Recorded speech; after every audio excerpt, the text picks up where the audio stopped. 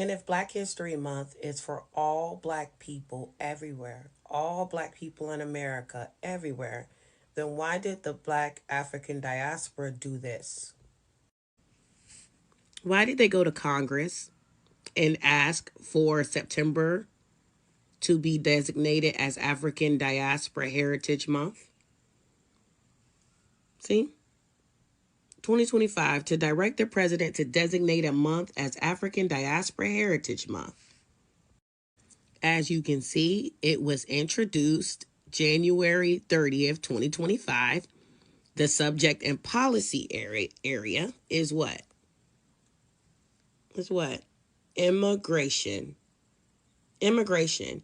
You know why? Because Black History Month is for Black Americans who are not immigrants. Who are not immigrants, who are not from a Caribbean country, who are not from an African country. We are not immigrants. Black History Month is for Black Americans. It was created by a Black American man to acknowledge and celebrate the achievements and historical accomplishments of Black American people. And y'all know that. That's why y'all put y'all monies together to lobby for an African Diaspora Heritage Month to be celebrated in September. That's why y'all have abdicated and even successfully obtained Igbo days, right? In North Carolina, in Maryland, in Texas. So y'all know better. Please stop playing in our face.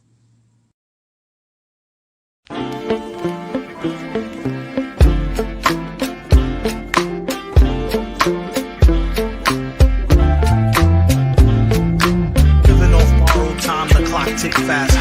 That'll be the hour they knock the slick blaster. Dick dastardly, a monthly with sick laughter. A gunfight and they come to cut the mix master. And living the true gods. Giving y'all nothing but the lick like two broads. Got more lyrics than the church got ooh lords. And they hold the mic at your attention like two swords.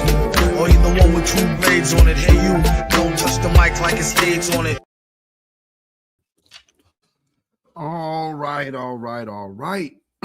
Welcome once again to the Independent Black Voice.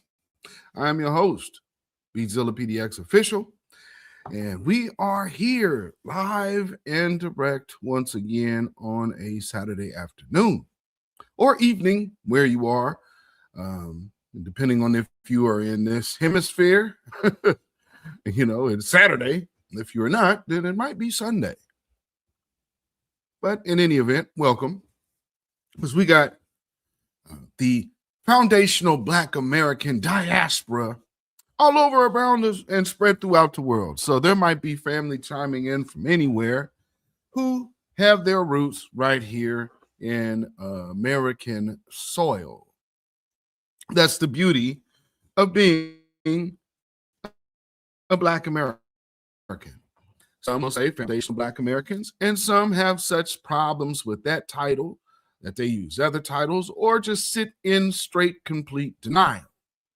But in any event, when we say we represent foundational Black Americans, that means the people whose ancestors' free labor built this country and basically substantiated worldwide capitalism. And there'll be those that say, well, we don't like that idea, and it's just Black Americans. Black Americans aren't the only Black people in the world. We never said anything like that. And so today we're going to be dealing with ending the African and all non FBA grifting off the backs of Black Americans. Now, first, a word from our sponsor. So if any Black people want reparations and want to stay a star, and don't want to have to worry about tethers, trying to be all in the video, speaking for Black people, dancing, come to New Black Media and the Black Grassroots. Peace.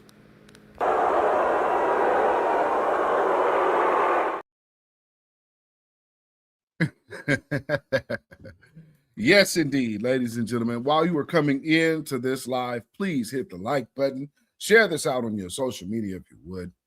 And if you have not already subscribed to this channel, please do so at this time. Hit that subscribe button. Hit the word all, that will be notified anytime this channel goes live or a video is uploaded or premieres, because that's what's going down. So if not sure if you guys are watching on Facebook or X, because I know they've been doing different things with the X format where the videos are shown. So you might not be seeing this on X. So your best bet is to get over here to the YouTube channel and subscribe. Also, don't forget my secondary YouTube channel, Zilla Perspectives. You guys got to make sure to join Zilla Perspectives as well. That's where the conversation is a little different, different topics, but you know, the same delivery, shall we say. So while we're getting started, let's see who we got in the building. And I'd first like to say welcome to all of the new subscribers of this channel. Welcome. Well, glad to have you. This is what we do. This is not the larger platform of New Black Media, that's for certain. One thing is we're one of the originals, most definitely original. So, you know, those who are not familiar with this channel, it's been around for since 2020 or I think 2020, either 19 or 20, but been out in here in this internet landscape, especially since 2000s, early 2000s. And I have videos dating back to 2012 that would let you know I do not identify as an African. There's a lot of people that say, well, you listen to this person, or you listen to that person, so this is why you subscribe to this. You see this shirt? For those who know where this name comes from, and I tell you that I've been talking this since 2012, you can obviously say, well, he didn't get it from the guy who made those movies. So, you know, we are demonstrating the reality and the truth and showing and displaying the difference. We're also going to be getting into real infiltration and how that works, and understanding that we have to be honest with ourselves when we are presented with facts of fraudulent activity and real true life sabotage, you know? So in the meantime, as people are coming into this live, because I'm sure there will be those, because I don't usually telegraph my lives, just want to make sure. And as you see, I've got quite the response on X over the past few days, have I not?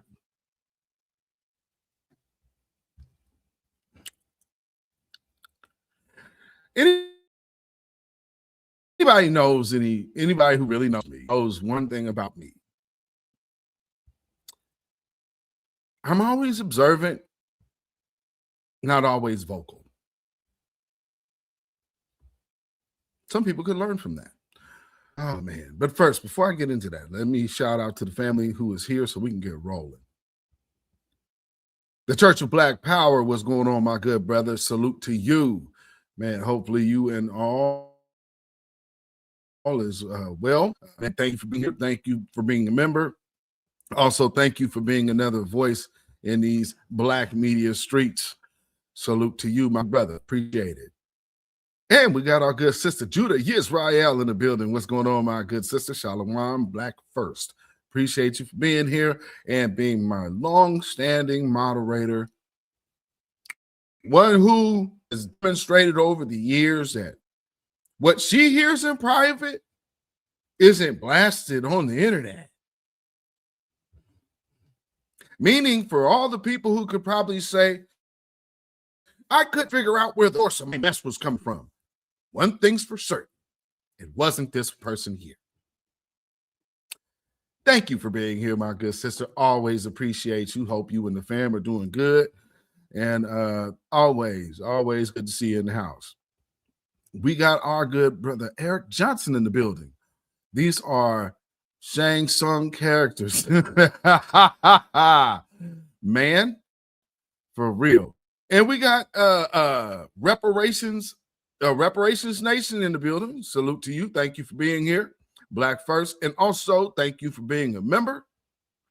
And we have MPC 562 in the building. Peace, chat, Black First. Thank you for being here as well. Appreciate it. And I see people are shouting, saying their greetings to one another, as well as Black RU 365. Shout out and salute to you. Thank you for being here. And of course, thank you for being a member as well. And we got Nightbot on duty. All right. All right. Black women stand up. It's been a while since you've made a live. Salute to you. Thank you for being here. Good to see you in the building. Appreciate you always. Black First. And we have Astart E. Jones. Is that right? Reparations Nation? Yes, indeed. Salute to you. Thank you for being here. I appreciate it. Let's see. Yes, indeed. Yes, indeed. Okay. And so, where we at?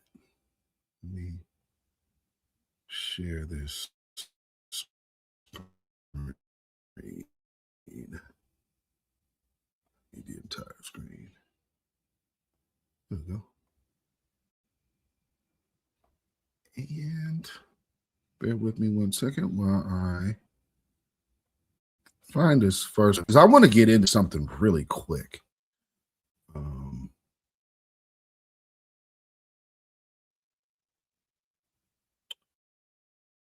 Y'all see how these people are making bits about immigration, and they're trying to immigrants. There we go.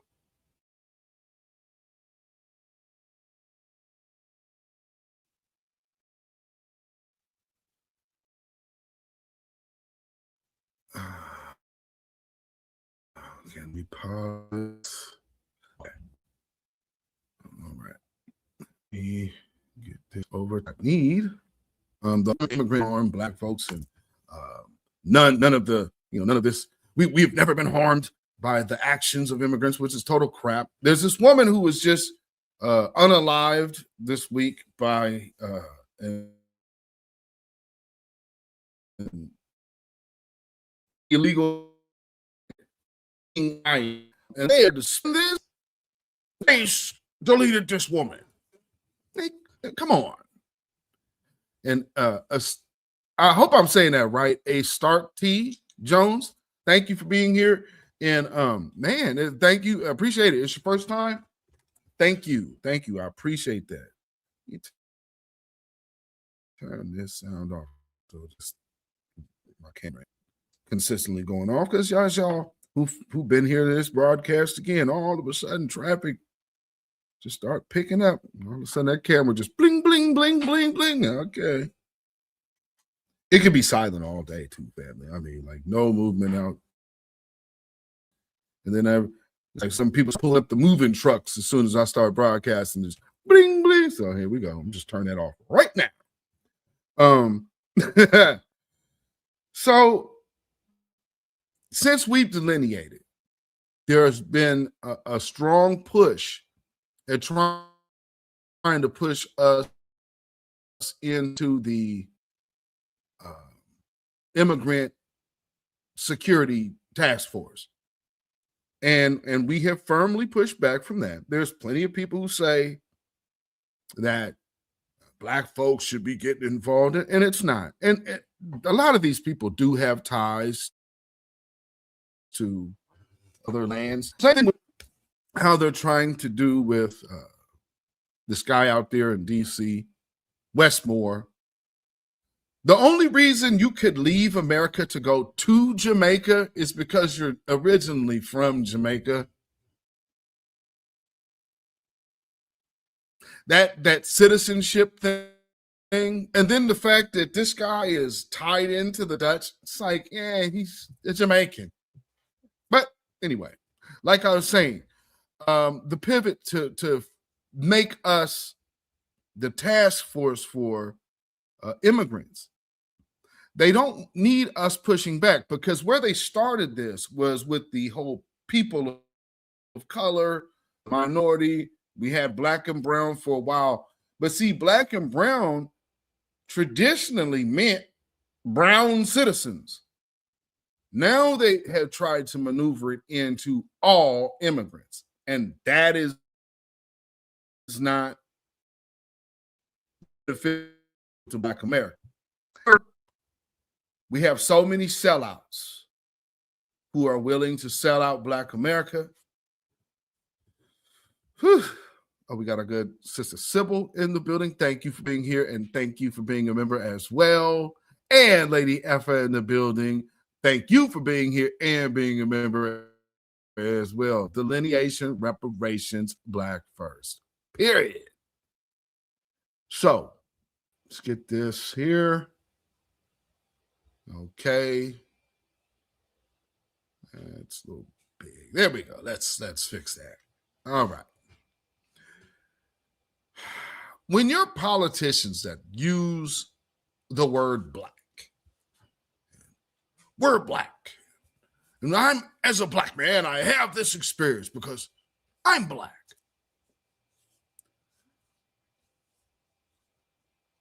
However, they use their blackness to immediately pivot to cater to another group's benefit, while ignoring the actual Black community to which they're invoking.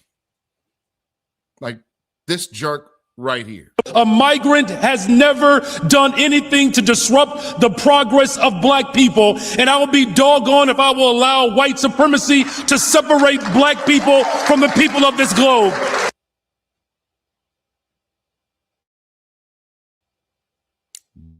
What? So those of you who are new to this channel, you know, sometimes we have fun, and then other times we have to break things down on a scholarly level, which we're going to do right now with Brandon Johnson. So first, let me just, so you make sure you heard what he said again, loud and clear. I'm gonna let this play, and then I'm gonna show y'all something right after this. A migrant has never done anything to disrupt the progress of Black people, and I will be doggone if I will allow white supremacy to separate Black people from the people of this globe. Because it was Black businesses that fed migrants. It was Black businesses that provided hope and aspirations for the people who have been marginalized across this globe. But we also have to be very clear that the injustices that we feel within the Black community are real. The history of this city of closing Black schools, disrupting health clinics from Black communities, shutting down housing for Black people, firing Black people from public sector positions, understand that our fight for justice is not over. I'm old enough to remember where Black people understand our global connection one to another, that what happens in South Africa in Soweto is not that much different than what happened in Community Green on the north side of Chicago, or the favelas in Brazil, that we're all interconnected, that somehow just because a ship made it a little bit further across the coast, I'm not going to allow the constant separation to continue to divide us, because they've already done that. And it's important that in this moment that we reconnect ourselves. Do you know in 2015, 1 in 10 Black folks in this country were foreign born? If we allow Blackness to be separated, liberation is not possible. We have to build a resistance in this country through the lens of Black liberation that guarantees equal access to affordable housing. We have to build a movement that ensures that every single child has access to a high quality. Everything that we fought for and our ancestors fought for, everybody else needs to get a piece. Wow. Public education, good paying jobs, access to transportation, healthcare. That is the work that we have to do. That's the way in which we can honor the essence of Black history. So God bless you all, and God bless the greatest freaking city in the world, the city of Chicago.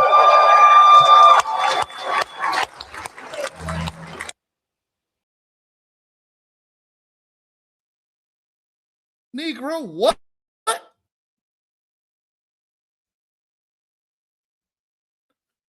The hell is he talking about, family? What the hell is that guy talking about? Okay. Wow. He said, did his nose just grow a bit? Oh, you know what? Let me get y'all up here. Get y'all on the screen. There y'all go. I think his nose did grow a bit. Because that was a doozy. That was a doozy right there. He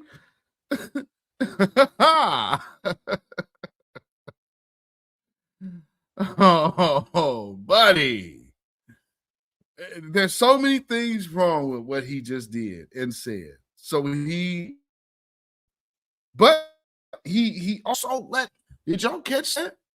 He let the cat out the bag of a Democrat agenda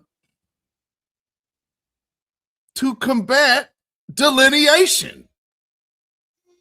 Did y'all catch that? Did you catch that he just laid down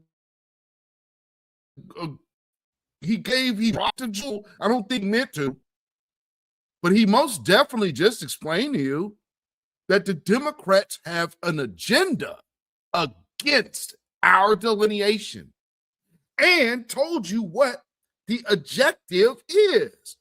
We need to get these Negroes tied up into everybody. Because everything that Black folks fight for, everybody else needs to get a piece. This Negro's out of his mind. And then people will say, well, you know, if Martin Luther King was here, he would say this and he would say that. Okay, well, I spoke about this before. And so instead of speaking about it, we are just going to read about it. You know, let me get them words nice and big on the screen. So y'all see this. This is the African, and so for those idiots in the comments, oh, see, they said African American. Calm down. The African American Action Alert Communications Network. Let's see. The convener is Walter E. Fauntleroy. Now, this particular group also consists of the Black leaders, including Coretta Scott King. Okay? So what they're talking about is they're writing to Senator Hatch.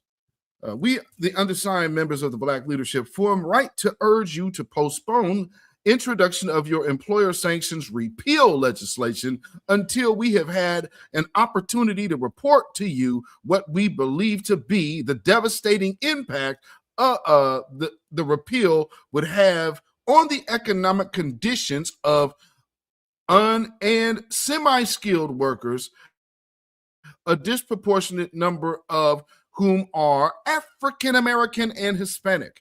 And until we have had the opportunity to propose to you and our Hispanic brothers and sisters what we believe could be a number of effective means of eliminating the discrimination occasioned by employer sanctions without losing the protection sanctions provide for U.S. workers, meaning United States citizens, especially minority workers. But that's not every minority. This already lays out it's only concerned about citizens. And saying that, so are you catching what's happening here in the early 90s? This is the making, see, there's a long con against Black America. This is 1991. Put this in perspective. They're trying to repeal punishment for the workers or for businesses who are supporting illegal immigration. Just like we say now that we should be having punishment. Well, this is the beginning of the repealing of that punishment. Y'all seeing it? But this was 1991. What happened a year later? And then 3 years after that. See, there's a couple crime bills that also coincide with this particular agenda. Y'all catching it? So this is 1991, ladies and gentlemen.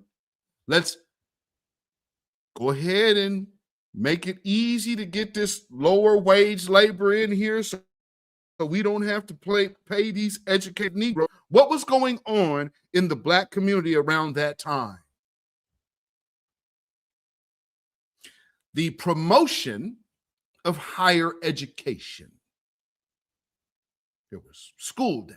There was different world. There was the Black College Conference that toured America and even came here to Portland, Oregon every year. You understand? Shoot, the Ebony Fashion Fair came here. And so these institutions were promoting a higher level of Black excellence. And so what did you need to do?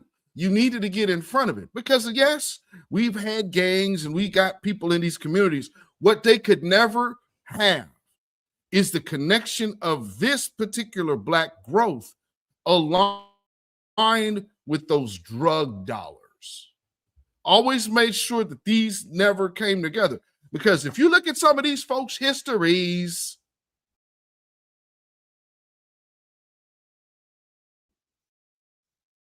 they were made. That's how they are, what they are today. This is who some of these people are. Judah Homecoming, welcome, welcome, welcome. I appreciate you being here. Thank you. Salute. So again, this is a leadership, Black leaders. Again, also they're looking out for Hispanics, although it's not the Hispanics here aligned with them, even in this letter. But still speaking for these other groups. Just pointing that out. Let's see. The Black Leadership Forum is a coalition of the chief executive officers of the nation's oldest and largest African-American organizations and coalitions. We represent hundreds of thousands of African-Americans, registered voters nationwide. Each of our organizations seek to full and unfettered participation of African Americans, other disadvantaged minorities, and the poor in all sectors of our society. We have led and continue to lead the national effort to open and include into American economic strata.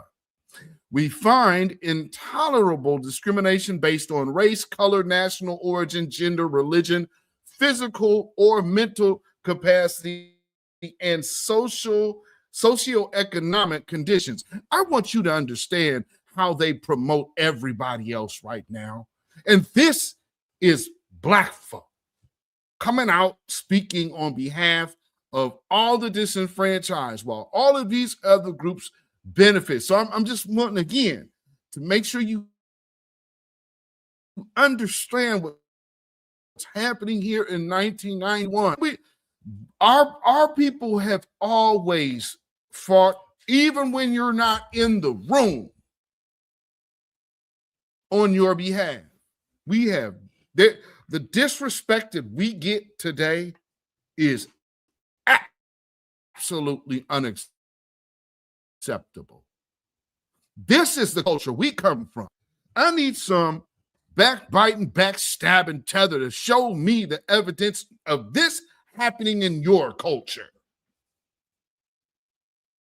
Sitting up here telling us about our delineation. This Negro just told you that the agenda of this white corporation called the Democrats has an agenda to fight against our delineation. We just want to be whole and heal ourselves amongst ourselves. But here they go. Oh no, we're going to put money into disrupting what? Our unity, nonetheless. You know, us lonely niggas that never can get along. Here it is that we're getting along, and that's a problem. Well, just gonna be more pissed off today. So let's continue. Let's see. I want to skip down a bit. Even gender. Hey, LGBTQ. Time to shout out to black folks because you wasn't fighting for yourselves. This is them opening the door for you to even have a seat at the table. People tell us what we owe anybody. And now all of these organizations, unfortunately, have been co-opted by self-interested opportunists. And so the chief executive officers, all of these positions have no steam and fire these days. But at the end of the day, why is this the case? Because they were targeted. It's the same thing with the movies. You can't transfer energy like Chadwick Boseman playing James Brown. It's too much of putting you in the mind state of, I'm watching James Brown. Or Jamie Foxx playing Ray Charles. It puts you too connected to saying, I can relate to that. I think I'm seeing Ray Charles. But when they give you one of these English-born Nigerians, you're going to be like, yeah, that was a nice movie. And that's going to be the end of it. There's no interconnection, nothing, because the actor couldn't give it to you. But see, when real actors can deliver that emotional connection, that's what they don't want. Same thing why they don't want us together.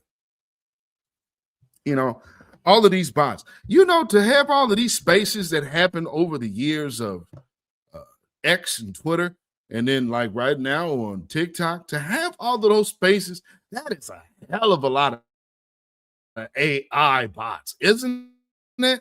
I mean, I'm talking about like major level bots. Russia has got something cracking that nobody else on the planet must have. I mean, because Russia is so in tune to the black community that they could mislead us against the Democrats.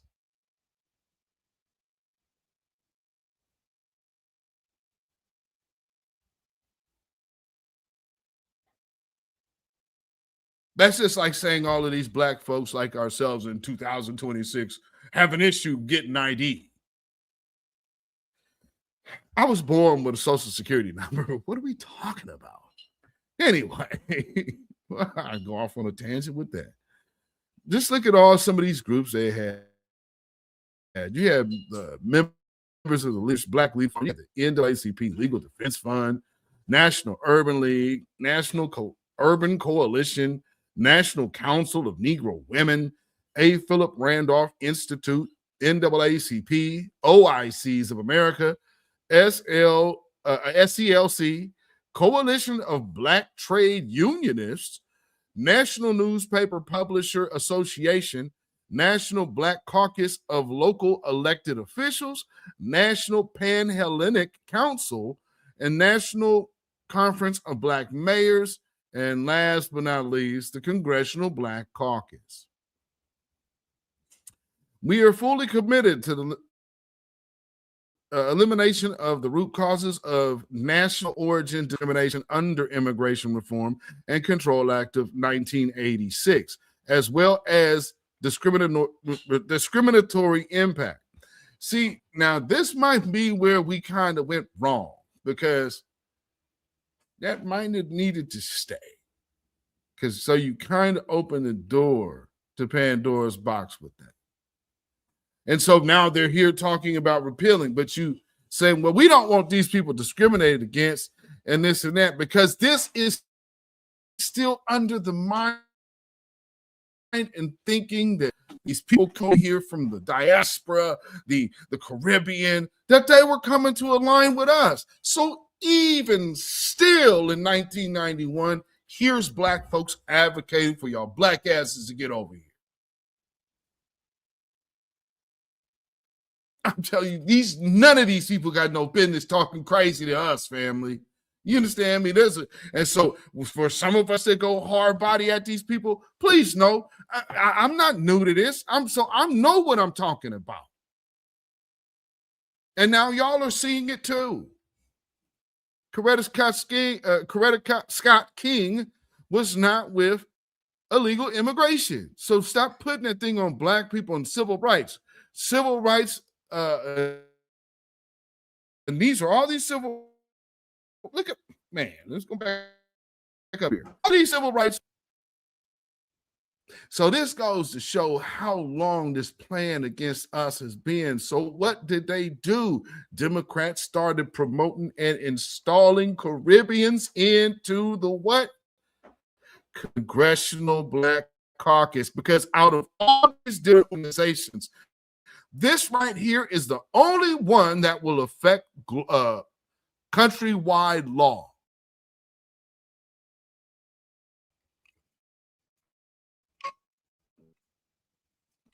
Negro unity is a threat.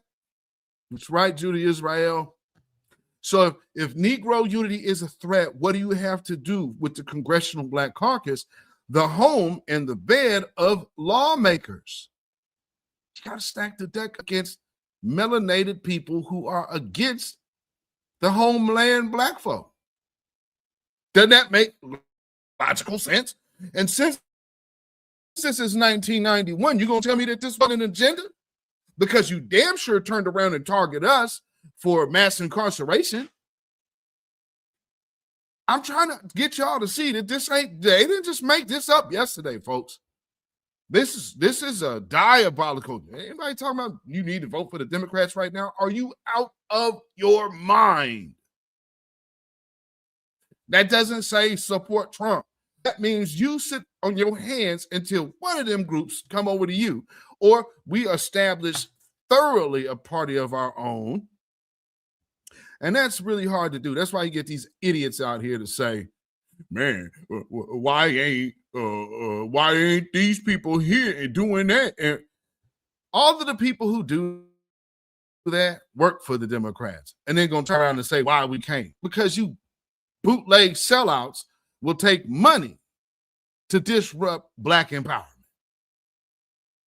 Because that's how self-centered, self-serving, backstabbing POS type of nature your parents bore into this world you are.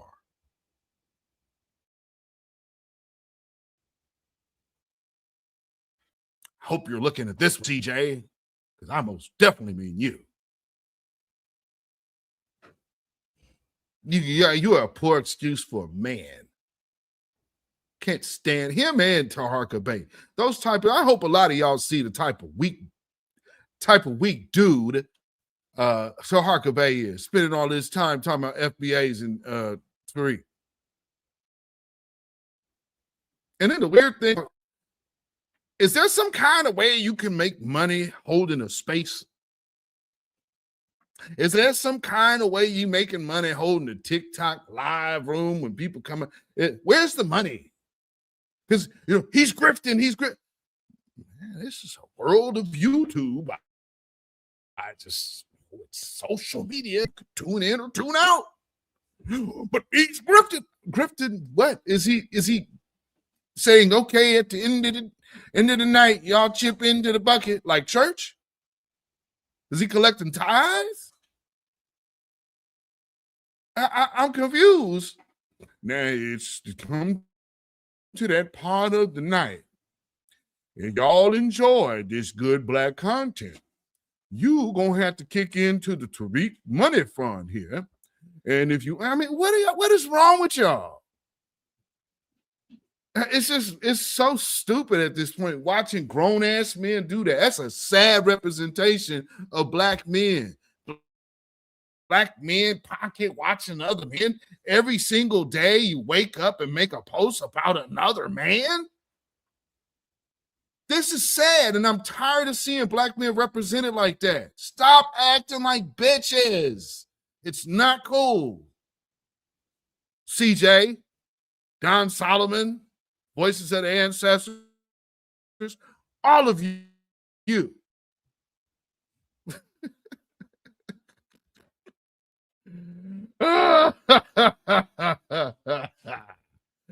2,000 or 20, $2,000 each. Yeah, somebody taking some money. That's clear.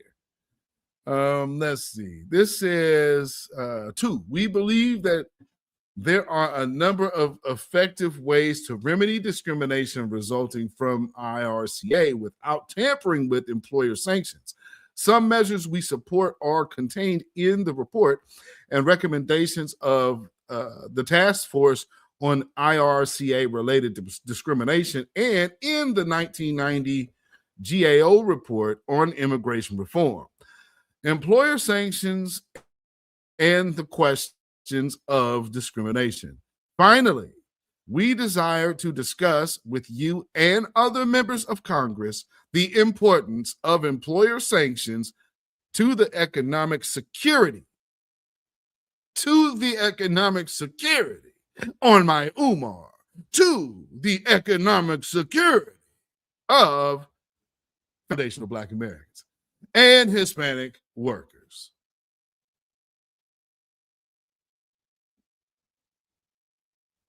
So going back to what Brandon Johnson just said, how it doesn't affect us.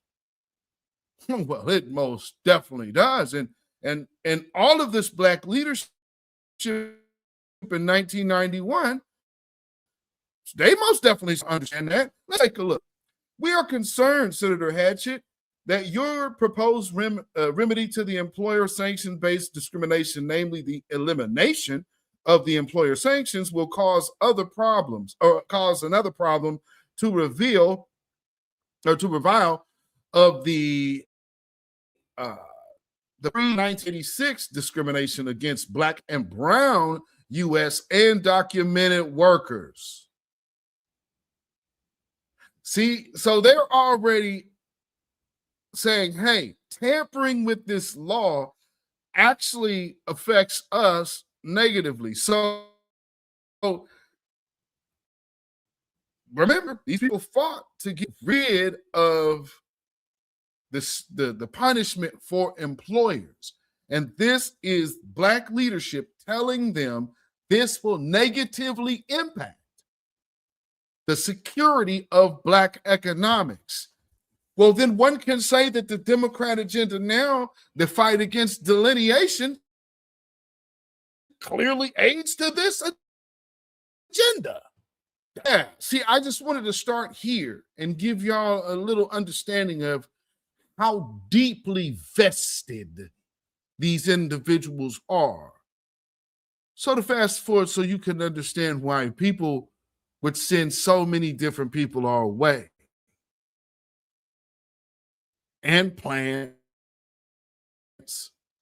and people who have sat dormant and, you know, people who work behind the scenes, get all type of information about who you are.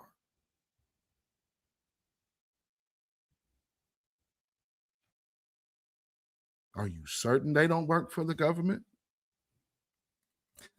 Me and Judy Israel used people who like to record phone calls.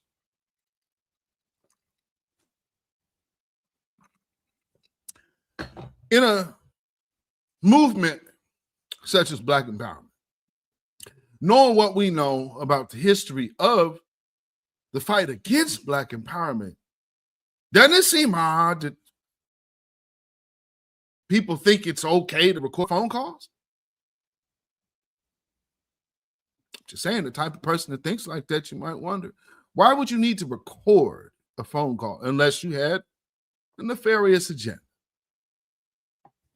I'm just saying. It's like people call you, hey, man, out the blue. Hey, what's going on? Hey, man, I ain't talked to you in a minute. Hey, you know about such and such? What you think about them? Man, this is messed up about what they did, huh? Uh-huh.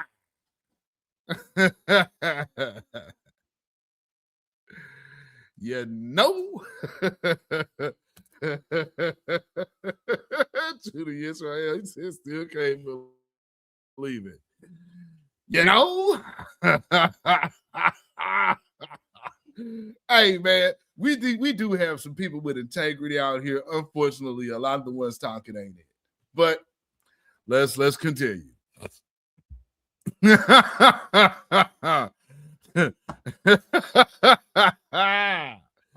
Woo! This is gonna be a doobie. Some people are gonna be upset by the time this is over today. Because again, I just want to paint the picture of the reasoning for the things that you see. You understand? And so when we're ending the African and all non FBA grift off the backs of Black Americans, we sometimes might have to examine the hidden Africans amongst us and the people who brought them to us. So, continuing on, salute to our good sister Star. I know you are tuned in right now. Salute to you, my sister. Let's see where we at. This is document workers. This will undoubtedly exacerbate an already severe economic crisis in communities where there are large numbers of new immigrants. Finally, we are concerned that some who support the repeal of the employer sanctions are using discrimination as a guise for their desire to abuse undocumented workers and to introduce cheap labor into the U.S. workforce. America does not have a labor shortage, with roughly 7 million people unemployed and double that number discouraged from seeking work. The removal of the employer sanctions threatens to add additional U.S. workers to the rolls of the unemployed. Additionally, it would add to competition for scarce jobs and drive down wages. Moreover, the repeal of employer sanctions will inevitably add our social program or problems and place an unfair burden on the poor in the cities in which most new immigrants cluster, cities which are already suffering housing shortage and insufficient human needs services. This is 1991. 1991, ladies and gentlemen.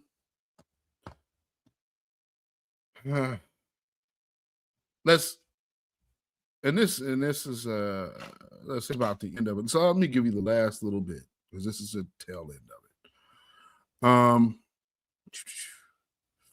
So Senator Hatch, we believe that what this country needs is not to prematurely scrap employer sanctions, but rather we need education and training programs designed to prepare the unemployed, especially African Americans, Hispanics, and others at greatest risk, to meet the market demands of tomorrow.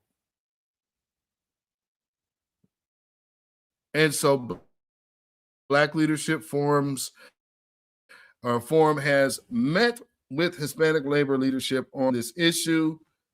Jack Otero, president of the Labor Council for Latin American Advancement, which represents more than 1.4 million Latinos in the labor movement. Okay. Well, what can they say? And as before Barbara Jordan's report in 1995.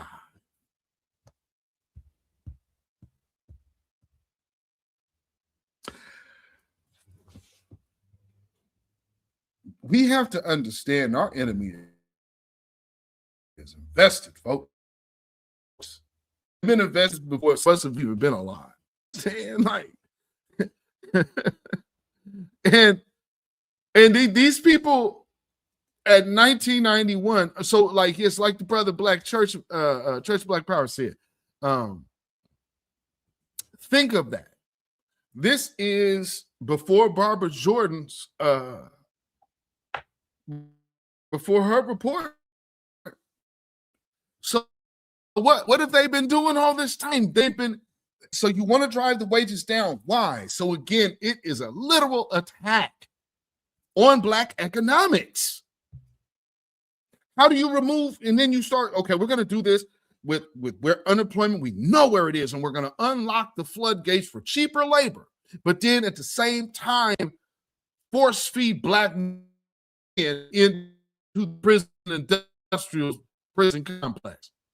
Men of the home. Why do you think now we see so much out here in this world, a Black gender war that doesn't exist anywhere else but into these Black feminists who, of course, their origin is nothing but other than white supremacy.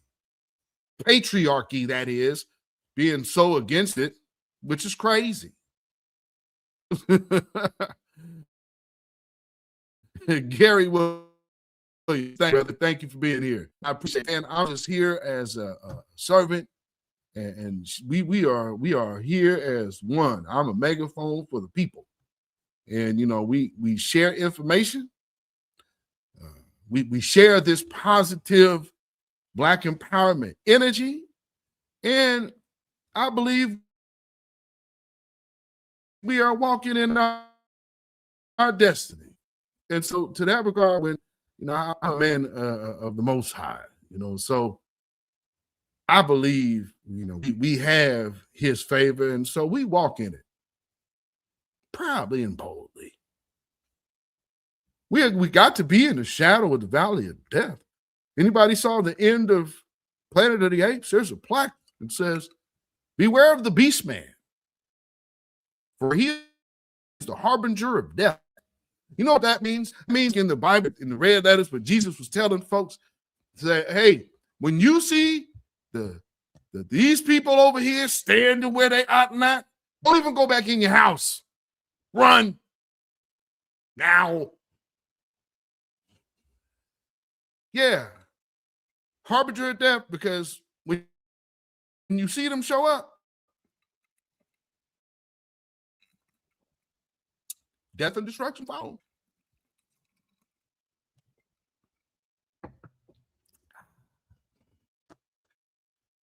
Just a little dose of truth for you. So, moving on.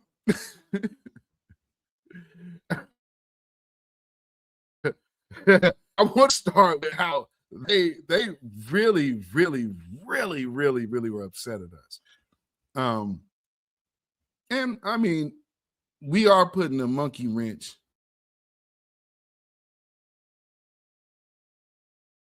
in their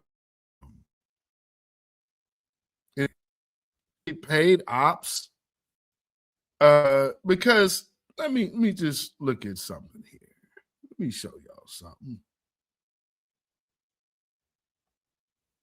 Here's something else. This is some old paperwork here. FBI files on Black extremist organizations. Part 1, COINTELPRO files on Black hate groups. An investigation of the Deacons for Defense and Justice.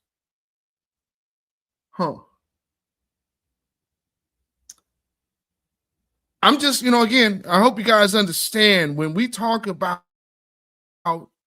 us getting together and healing and being as one and embracing one another in brother and sisterly love on the righteous side of the game, these people start calling that a hate group. You see that right there? Black nationalists, aka that's a hate group. So you got to get some counterintelligence done on that, right? Let me go ahead and blow this up a little bit. Okay, let me get over here. Counterintelligence program, Black nationalists, hate group, racial intelligence. Interesting. For the information and recipient offices, a serious struggle is taking place between the Black Panther Party and the U.S. organization.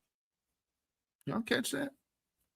The struggle has reached such proportions that it is taking on the shore of gang warfare with attendant threats of deletion and reprisal. In order to fully capitalize on BPP and U.S. differences, as well as to exploit all avenues of creating further dissension in the ranks of the BPP. In this regard, I want y'all to look at them using BPP as they use BLM today. You see what I'm saying? So that's a euphemism for all Negroes. Okay, don't, because I know people get little semantical. Well, man, they was only school. No. You got to know your enemy. They mean every Negro. Okay, so let's lock down that understanding. All right. Let's see. Where we at? Okay, recipient offices are instructed to submit imaginative and hard-hitting counterintelligence measures aimed at crippling the BPP, Black Empowerment. I'm gonna just switch. I'm gonna insert Black Empowerment there, and then we just gonna roll. Commencing December 2nd, 1968, what does that say? Is that 2 weeks? 2-week period thereafter, each office is instructed to submit a letter under this caption containing counterintelligence measures aimed at Black empowerment. The bi-weekly letter should also contain accomplishments obtained during the previous 2-week period under caption program. All counterintelligence actions must be approved at the Bureau prior to taking steps to implement them. So for instance, if this is today, then the people who are of these FBAs and FBA is CIA and FBA is this and FBA is that, first had to get their marching orders from the feds.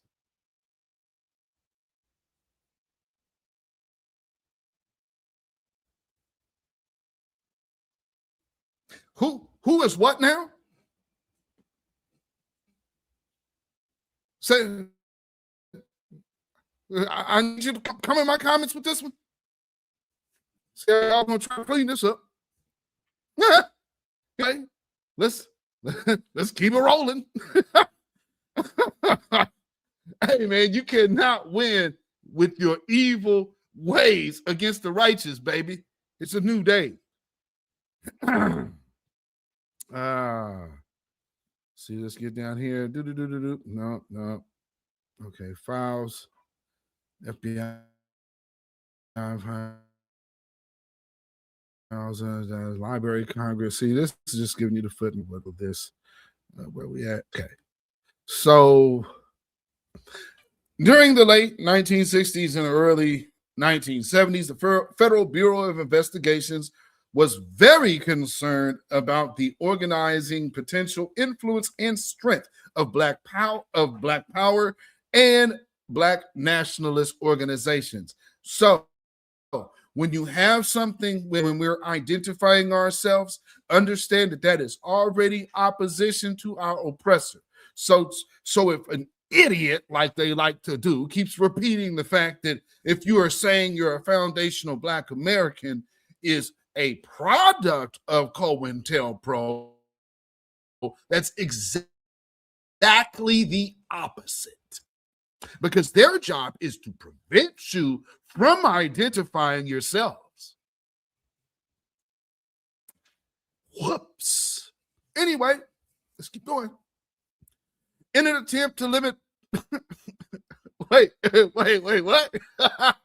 in an attempt to limit the power of these groups. Don't you also think that means political power? That means to also tell you vote blue no matter who. If you want change, you got to do what? You got to vote. Let's see. Where we at? Limit power of these groups. The FBI implemented a surveillance program of so-called black nationalist hate groups. This COINTELPRO counterintelligence program was launched in August 1967 on direct orders from FBI Director J. Edgar Hoover.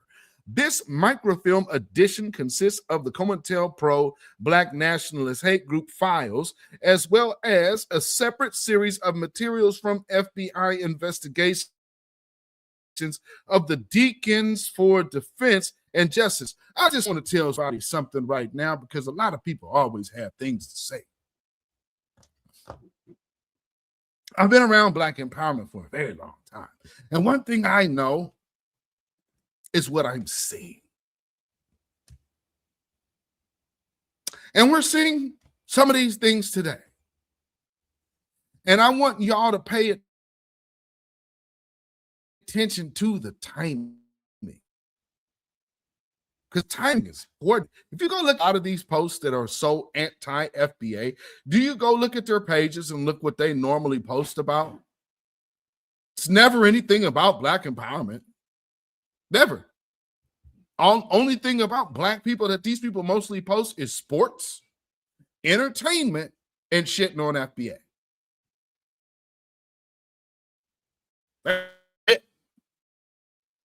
They don't advocate for justice. They don't advocate reparations. No, they just, oh, I'm going to be in this anime.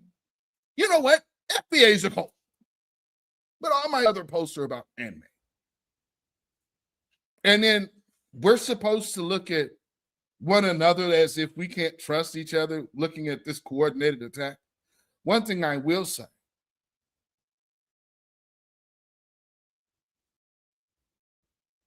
I've advised people years ago, and the reason I did, because somebody has a mole in their camp.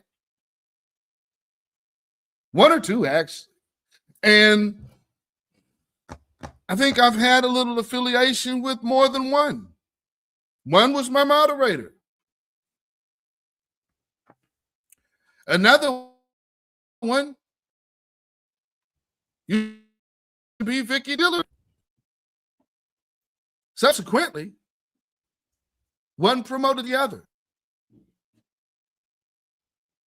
And right now, that former moderator is hopping Black History Month. Little known funny fact about that one, though.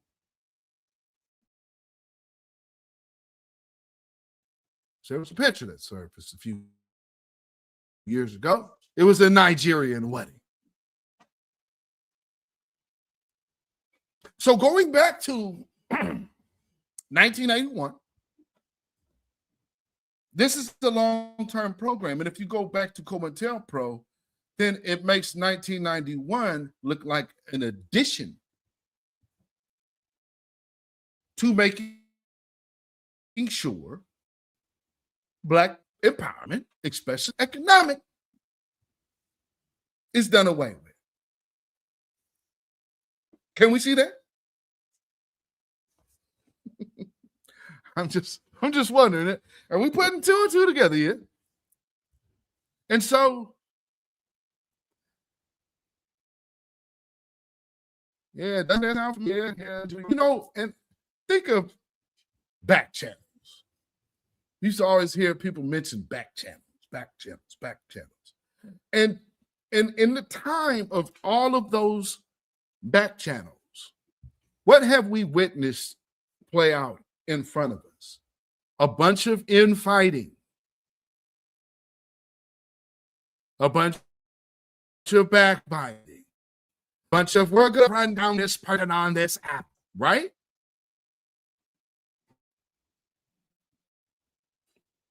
That's a lot of dissension that goes on. And how can a lot of that dissension even be furthered unless there's somebody in somebody's ear making sure that they are promoting dissension? Just like, you know, I remember my former moderator asking me about a brother who was trying to bring up their little disagreement and wanted me to say,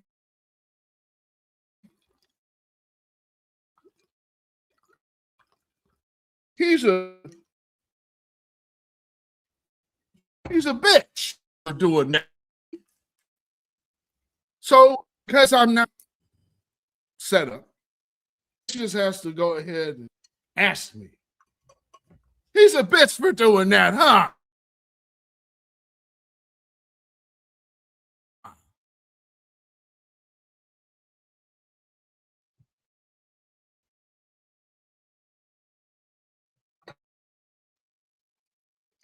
Bitch. That's between me and another black man. Why would my black woman moderator want me and another black man beefing like that?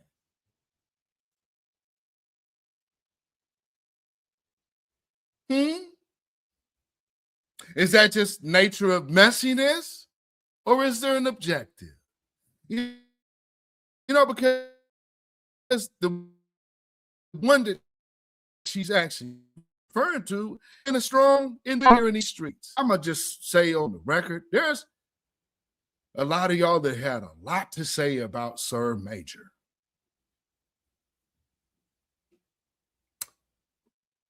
There's a lot I miss about that guy. And one of the things that I miss about Sir Major is he would not let rats sit up here unchecked. Go back and look at everybody that Majors ran down. There might be a reason. There might be a reason. And everybody called him the agent, right? He's the agent. Funny, we still have all of this agent-ass behavior going on, and he's in prison. Can't blame Sir Major anymore. Now, can we? Let's go. And for the things that, I'm privy to know, there's been all kinds of things done. Things I'm well aware of. But I don't know why people do things. Is it ego? Is it ambition? Or is it they working with people outside of what I know? These aren't things that I can actually say, yay or nay. So that's one reason, again, why I personally jumped over into my own lane, and I rode that lane ever since. And only people you can say been around me all of this time is Judah Israel.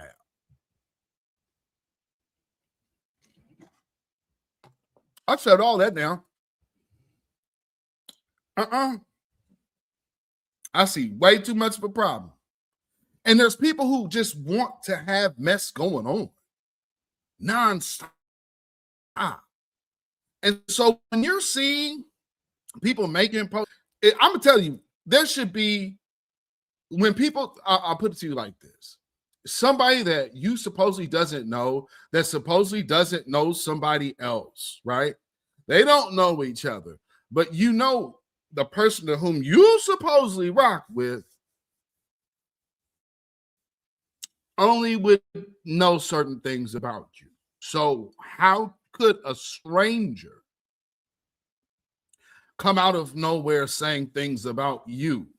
And like, well, how would you get this information if it didn't come directly from my former moderator?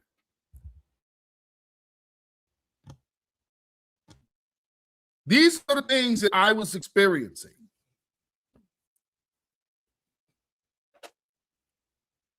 Mind you, there's another woman who used to be part of this thing her name is Dee Tubman. Some of you may remember her. Well, the objective of the Black Grassroots, the real was a Black Grassroots headquarters, she called herself now. She wanted to basically be the new Dee Tubman.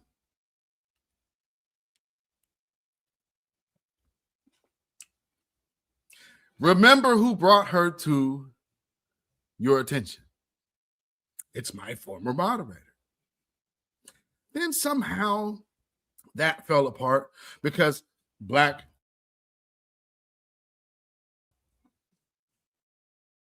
Roots, in trying to make her this Black media space, had me and Afro Elite do a space with her. And as soon as we got into the space, she starts going off on Tariq. Mind you, there was absolutely zero conversation about any type of disdain for Tariq Nasheed. She's talking about her relationship with Vicky Diller. And then this was supposed to be her kind of coming out as her own entity. And what she decided to do was immediately. And see, this is what she was doing. Because what do you have? What are the optics of that? Here's Beatzilla and here's Afro Elite right up here with Angel Love, with her shitting on Tariq Nasheed. We both got the hell up out of there. And then I promptly, and again, go back to my moderator and say, what's the deal? And now nobody knows nothing. Again, keep in mind, one person wanted to replace Dee Tubman.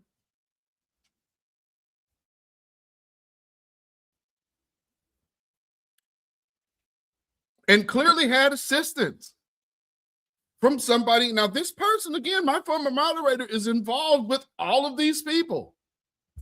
She's over here. She's over here. Why? What purpose is that serving? Now, while being my main moderator, you know how you'll see people who moderate for channels actually share the channel that they moderate? Oh, she never shared me. Now, for those who don't know, I'm new to you. I'm not new to them people. I'm most blackballed person out here. So why on earth now my moderator never share anything of me?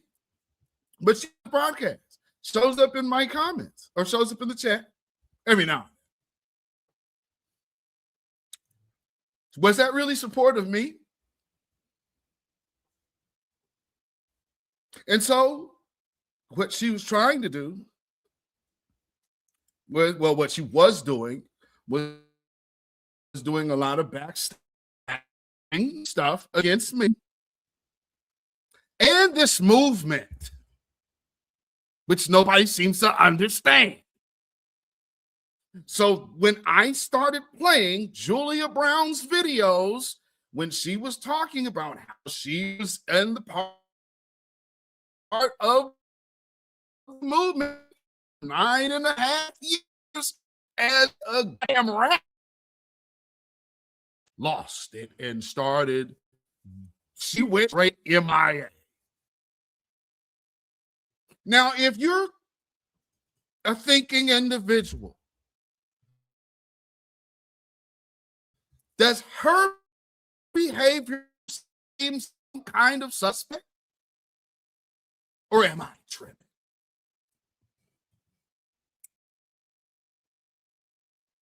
So, fast forward to today.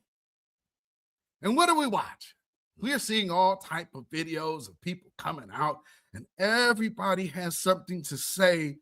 And you have to listen to the wording they're using. because now there's a lot of people that want to come out and attack intelligence. Why are they wanting to attack intelligence?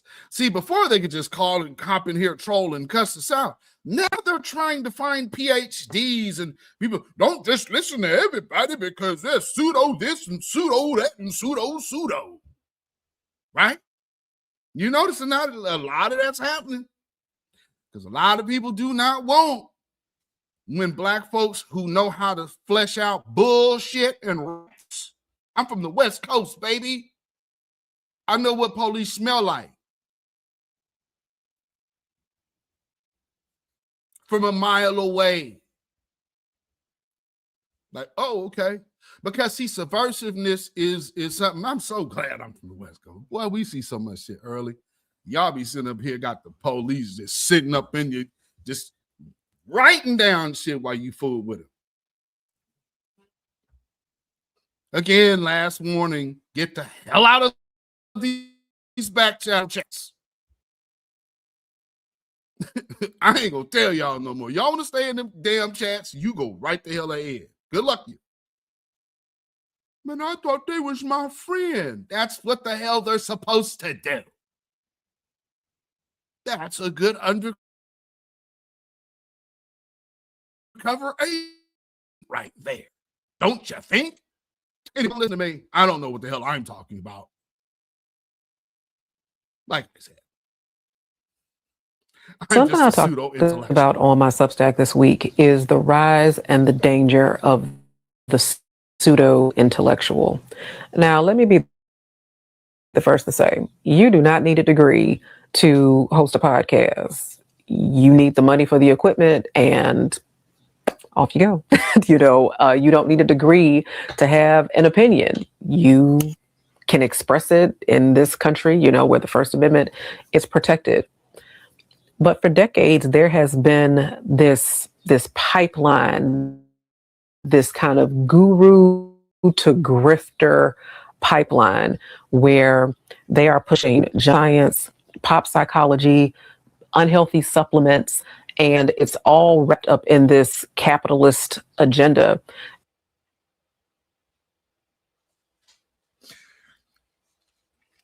Did you peep the shot at Dr. Sebi and D Herbs? Did you catch that? Supplements? That sounds like a direct shot to D Herbs and Dr. Sebi. Maybe I'm tripping. But because I gotta go back, because what she's saying over the course of years, she's reaching back, starting with, this is very crafty too. She's starting with Hidden Colors 1. So she's using these vague references. And so that's Hidden Colors 1. So starting with those years. And then she's saying the pipeline of this. Right? And this is how we're getting here. So just follow it. And the danger in this, one of the dangers in this is I feel like I can trust you. I like the cut of your jib. And so with form, I feel like you are giving me information that is credible. That kind of like what you're doing right now, ma'am. Correct? Exactly like that, right?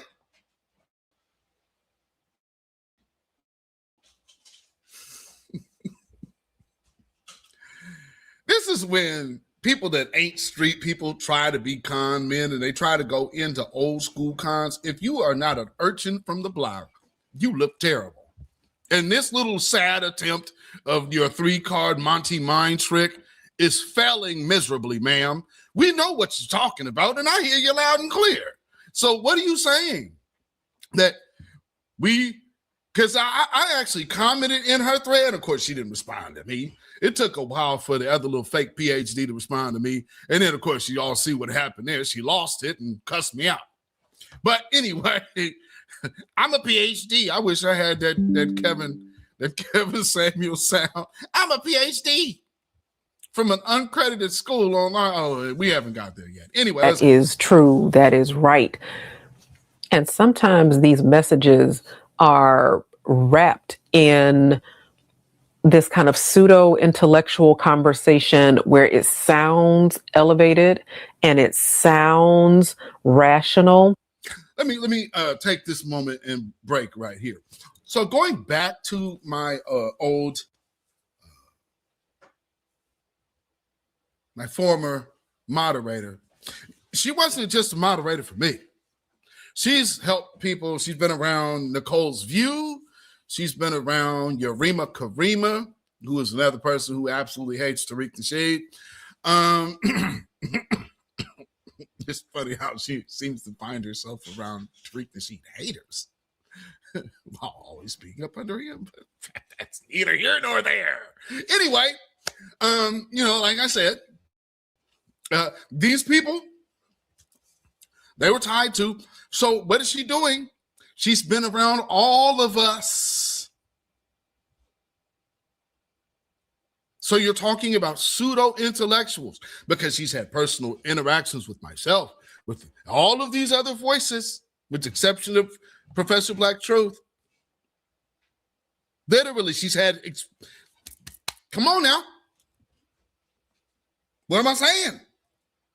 Something that don't make sense to you? Act like I'm playing. Telling you, somebody has a mole in their camp. Because somebody like this that's using this type of information, she's not pulling this out of a hat. This is very specific. This comes from having briefings, a briefing of what they've accomplished.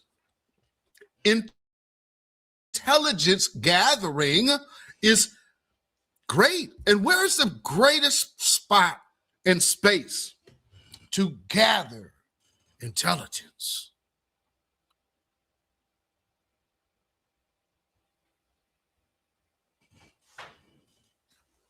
Let's go. But then when you parse it out, you're like, wait a minute, what now? You kind of see this hidden curriculum. You see this hidden agenda. You see this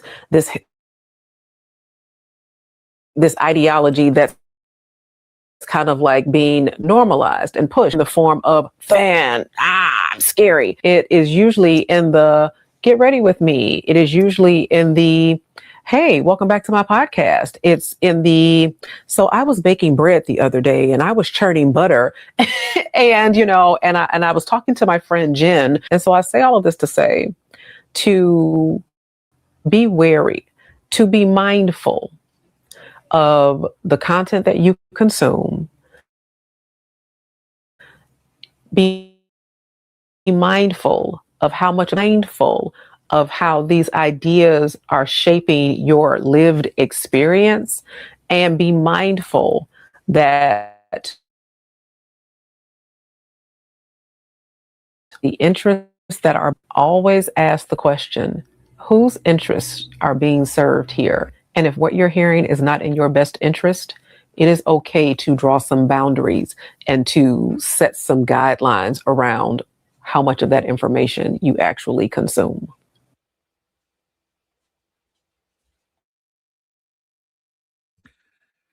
Okay, so let me go back to the point where if you're always trying to interrupt the Black empowerment and the power, you're trying to limit Black power, then you won't get all your information. So what she's saying is if that information seems to be intelligent, it's pseudo, it's fake intelligence, and you're not wise enough as a Black American to decipher that it's not real. You won't do your own research or anything like that. So I got a PhD, you should listen to me.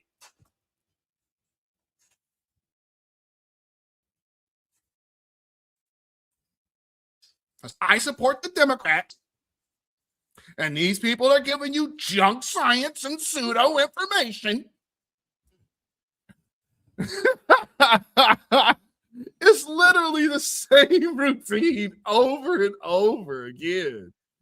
We're not getting anything new, man. Oh, Black Spider, hey, my good sister. Thank you for being here. As always, a pleasure to have you. And thank you, of course, for being a member. Oh, M. Hampton said, all I hear is blah, blah. I mean, come on. This pseudo-intelligence in you people need to watch what you consume. Lady, we see through your bullshit. Stop it. You talking about us and everybody who is about this Black empowerment and everybody who has been furthering this agenda.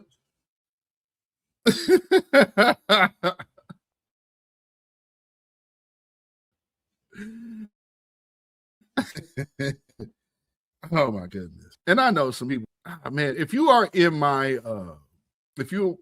members area, y'all see the video I put of our old space, the Asian space. And one of the reasons why I wanted to put that up there, and if you're in my members area, this is something you can see. And it's a reminder of everyone being present. And so when you get these people out here, they'd be like, these people just popped out of nowhere. Come on. I remember somebody mentioned to me, it's like, you and Alpha, Black Alpha should partner up.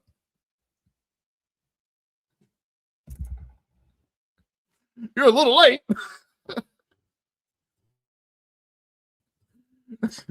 You go back to my archives, I guess. Wow, you haven't been tuned into either one of us for too long. Like you didn't take your time to learn anything about either one of us. Like we literally are the certified truth. That's Black Alpha and Beatzilla. But novel idea. Absolutely great idea. You know, I'm telling you, if me and that brother were doing spaces, say back in 21 and 22, man, we would have been kicking ass and you would see the results right now, right after New Black Media Summer. But I mean, man, I wish I would have thought of partnering up with that brother so many years ago. Damn, I missed my opportunity. Oh, that's right, I didn't. People, do your homework. Anyway, let's keep going.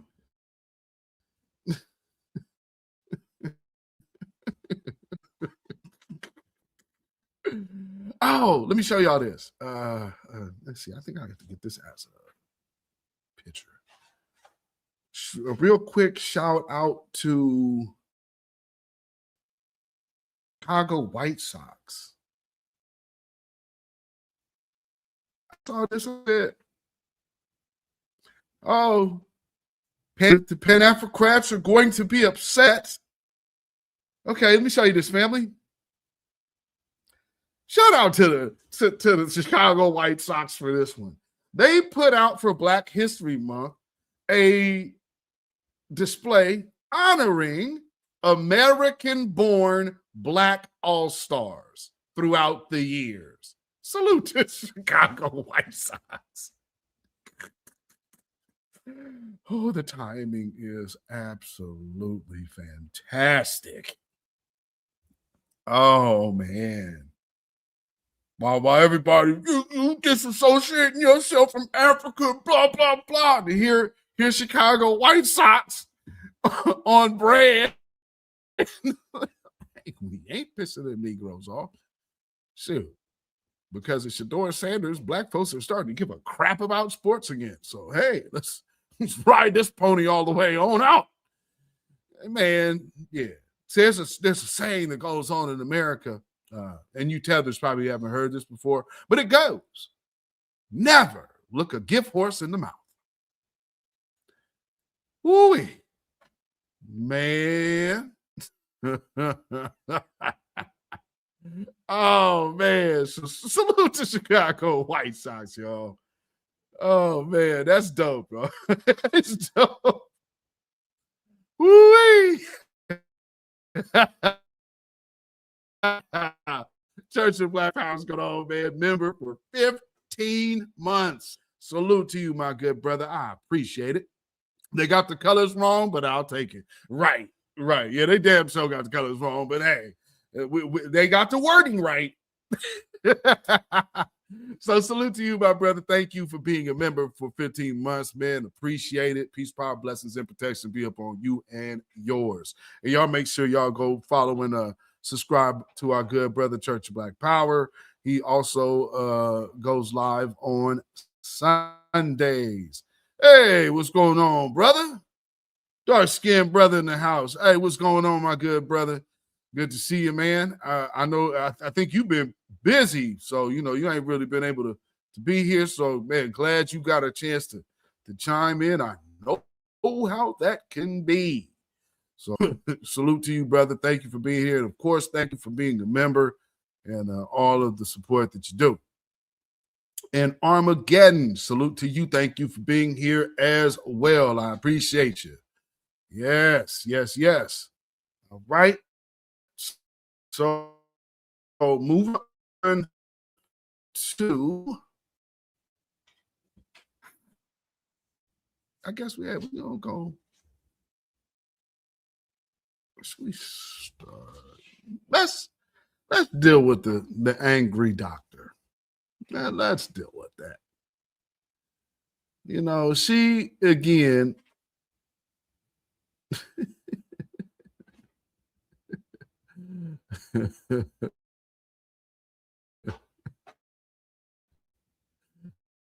For those who are aware, this woman has been hopping out and having all kind of crazy things to say about foundational Black Americans. And she often in this regard, she often blocks people that she disagrees with. And so this is one of her, let me get this in here. This is one of her posts. She's been going hard body at FBA. Right? So let's see. I just blocked him. Anyone who denies that Black people became citizens through the 14th Amendment doesn't know history. African Americans were formally recognized as citizens with the ratification of the 14th Amendment on July 9th, 1868. This constitutional amendment declared that all persons born or naturalized in the United States, including former slaves, were citizens of the United States and were where they reside, overturning the 1857 Dred Scott decision that citizenship.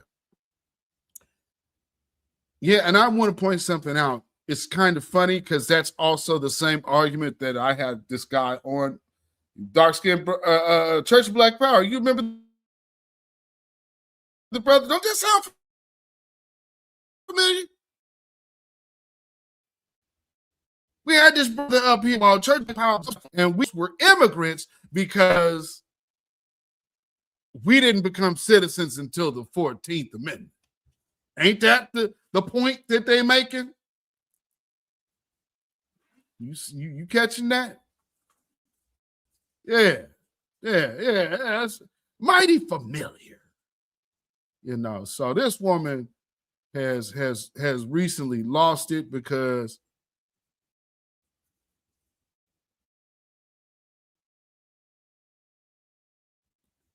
she came out as FB9, and when things kind of backfired for her, she flips out and loses it. But I can't help but notice what's going on here.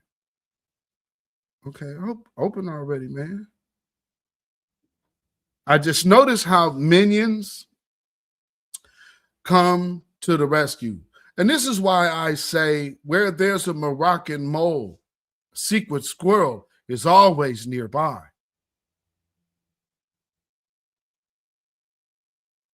So this ain't gonna want to open it now. That's what we're gonna do.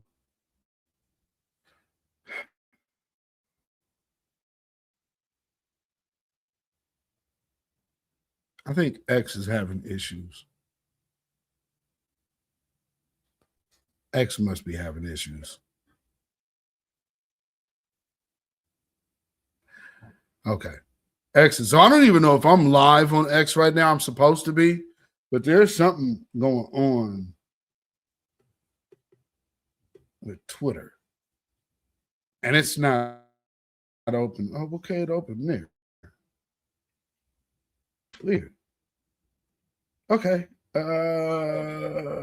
it won't allow me to open Twitter. Wow, that's amazing. I figured I was going to have issues with this particular. Yes, I did that. Knew that. Again, but when you've been in a situation where they know you know what goes on behind the veil, I cannot get it open. I would try to open it through Chrome and even let me see if I can open it through another source. Like, you are not opening Twitter, bastard. Oh, so these windows won't open either, huh? Oh, that's what's going on. Really?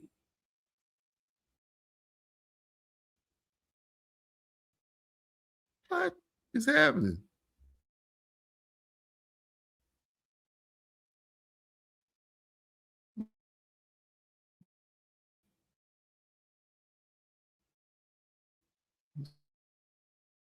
Take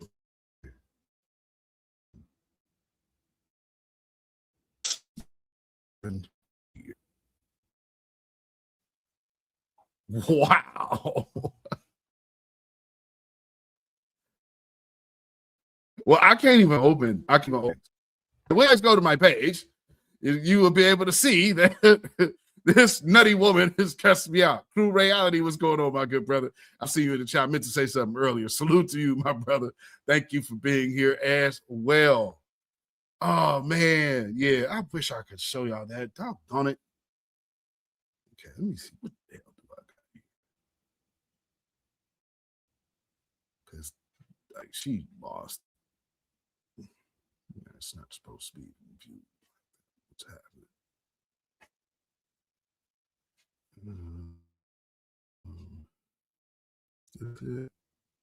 Okay, let me see if I can get this in here.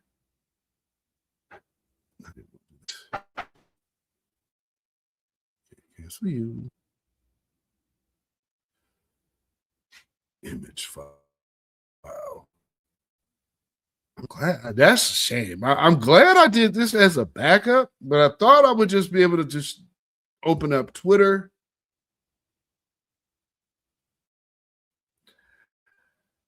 And I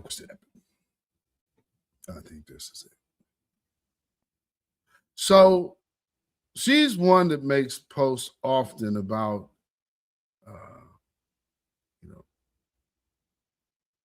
FBA hating on other people and this lie about the diaspora war. Well, she's a PhD, right? So-called PhD. And so I expect for a PhD to be able to entertain a conversation that makes sense. And so she's talking about things that happen to Black people. And my response is simply, with stuff like this going on, what sense does it make to be focusing on any other group?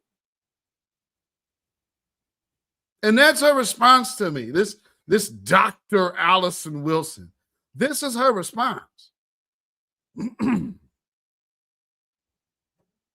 You in a cult and makes you a follower and a loser.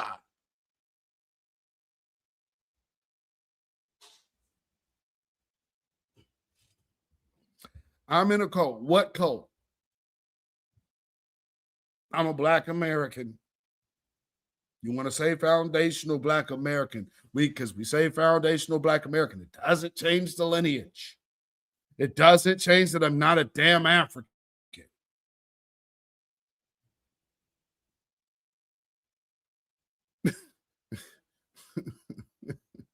And again, like I said, since 2012, I've been on YouTube telling you I'm not a damn African. And y'all in a cold. It's meant to be oh my God. It's just sad at this point. Like, they really walk around here like black folks didn't have a mind of their own. And so we just thought everything was cool. And now, I mean, it's because of a weak machine. You don't like us, and this is a diaspora war. What are you saying? What the hell are you saying? And I see you still got the idiot squad out here looking for clout. Secure the doofus. Those two got their start after taking their show idea from my show. Sock dancing, consciously stupid. He was over there trying to play buddy with them. So he was over there talking from give it to secure the goof. And so they're a broadcast of how FBA is officially closed. The very next day after that broadcast, Nigeria's internet was opened up and they had the space of securing the border. They just said, well, we'll secure the tribe.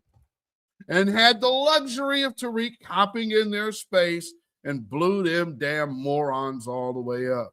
So they'll sit up there. That's why you'll always see them say, we're the ones that really set off the delineation movement. Yeah, but you ain't the author of it. Idiot ass thieves. And then I see these mail popping up in my timeline like, Jesus Christ. The fact that anybody can listen to those guys, you really think they saying something to you logically? Jesus. Woo. Woo. Woo. Matter of fact, let me tell you something. It is because of them that I created Cloutopia. So let me read to you the tenements of Cloutopia. Okay? So this is who I was talking about. In some cases, large groups provide a place for people who aren't normally interesting to most people. And when the space provides same said person with the mic, they can easily fall into the pitfalls of Cloutopia, where anyone who is a great overtalker while being a bad listener can be passed off as wise because the spirit of wisdom clearly took a pass on all of them.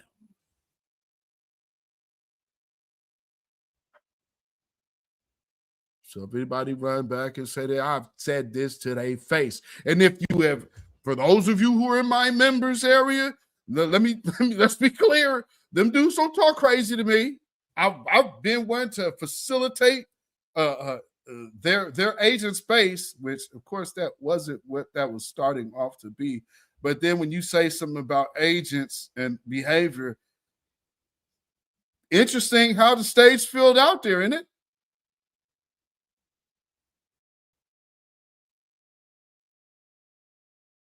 When you look at what we didn't say, I mean, you got people here doing things on behalf of the Democrats in this lane. You got other people secretly doing things for whoever in that lane. I got Eastern Stars on my flank getting their credentials.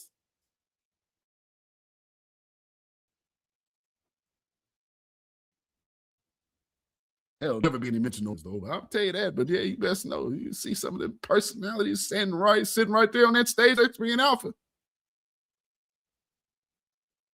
People you can see on television. Besides myself. Anyway, let's continue.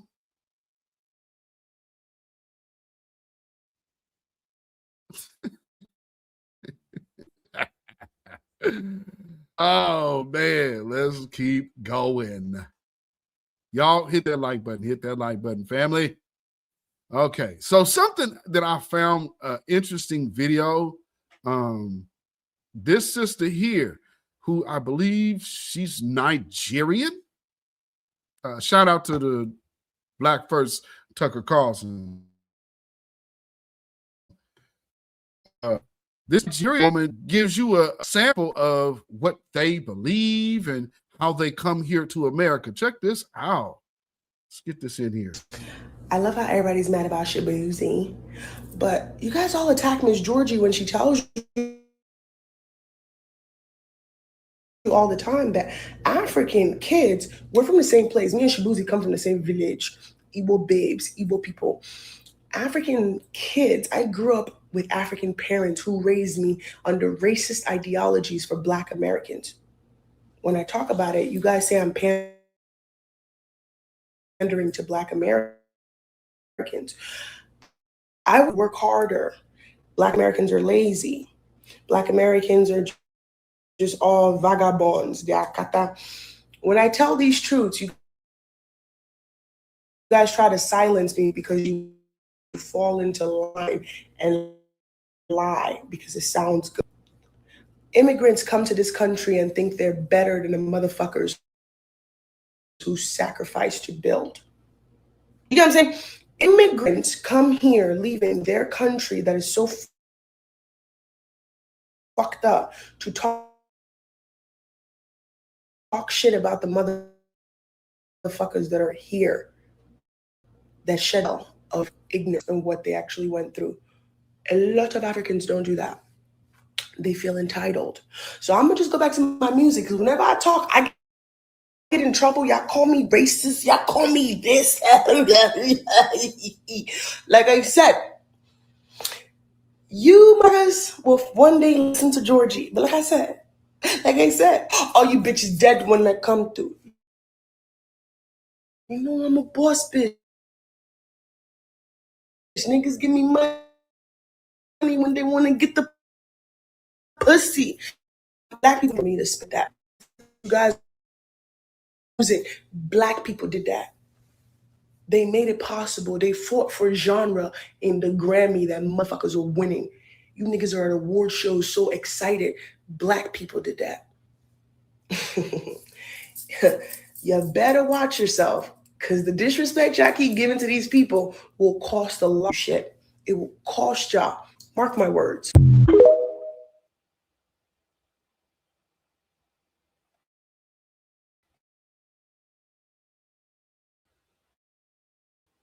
There's more. In Europe, I did, and it was one of the craziest things for me to like wrap my head around it. Because normally when you think of a Black American, you don't really think of the fact that you're an American before you're Black. You think of the fact you're Black before you're American, because that's how it is in the United States, even though you've both been here since the 1600s. But when you get to Europe, you're American first, especially people hear your accent, they see the way you dress. And I can understand why some people would want those privileges, because it does make life a lot easier. Like, I can't tell you the amount of times like I've been in European countries and I've been able to get help just because I'm an American versus the Africans that were really struggling. There's been plenty of times where I've been able to skip lines. I've been able to meet people. I've been able to do pretty much whatever just on behalf of my passport. And it's not like there's a material difference between me and the other African there. Like, we're both pretty similar individuals, same age. Genuinely, we're just more happy that I was an American being a tourist there, and they thought that the African there was somebody that needed help, and nobody really likes to help people. So it resulted in a lot of them cosplaying Americans to get better treatment, and it's one of the craziest things ever. Wow.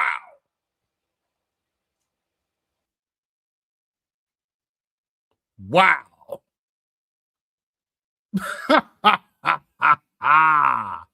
Now that's something, ladies and gentlemen.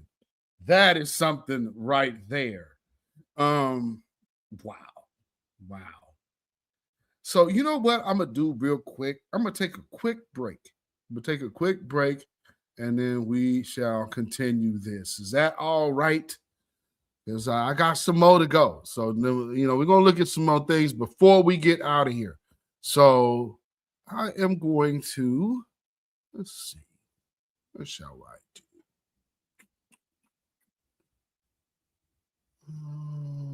I'm going to give y'all this one. Somebody mentioned this one to me before too long ago. So We are going to take a brief intermission and we shall return, ladies and gentlemen, shortly.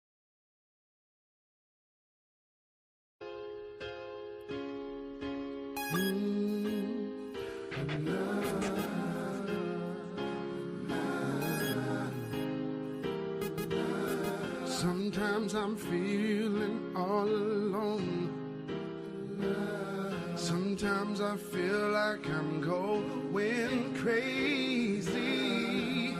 Nobody understands me, but I'm trying to get the world to see it's love. It's love. That this passion he's instilled in me. That's why I'm at it so hard, so faithfully. Been through so many things, please believe me. I'm still here cause I know he keeps me. Oh, and the answer is love. Oh, answer is love. Yeah.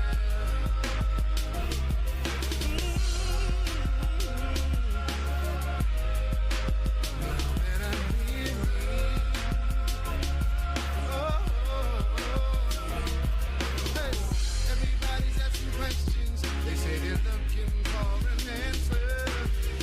Somebody's asking questions. Oh, they're looking for an answer. They need something new. They need something they can feel.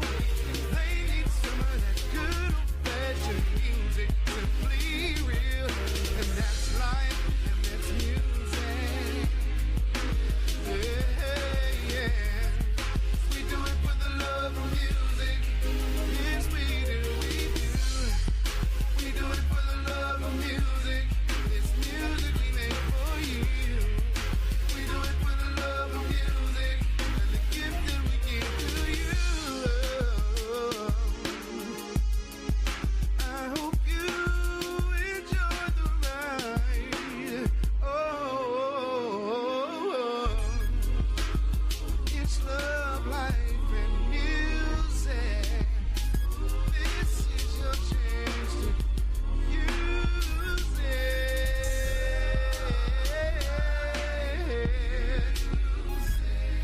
Love, music. Ain't no telling what the imagined mind. Bringing no grief to you. Oh, yeah. It's your joy, it's your peace. Every single day that we continue to be. It's love, it's life, it's music.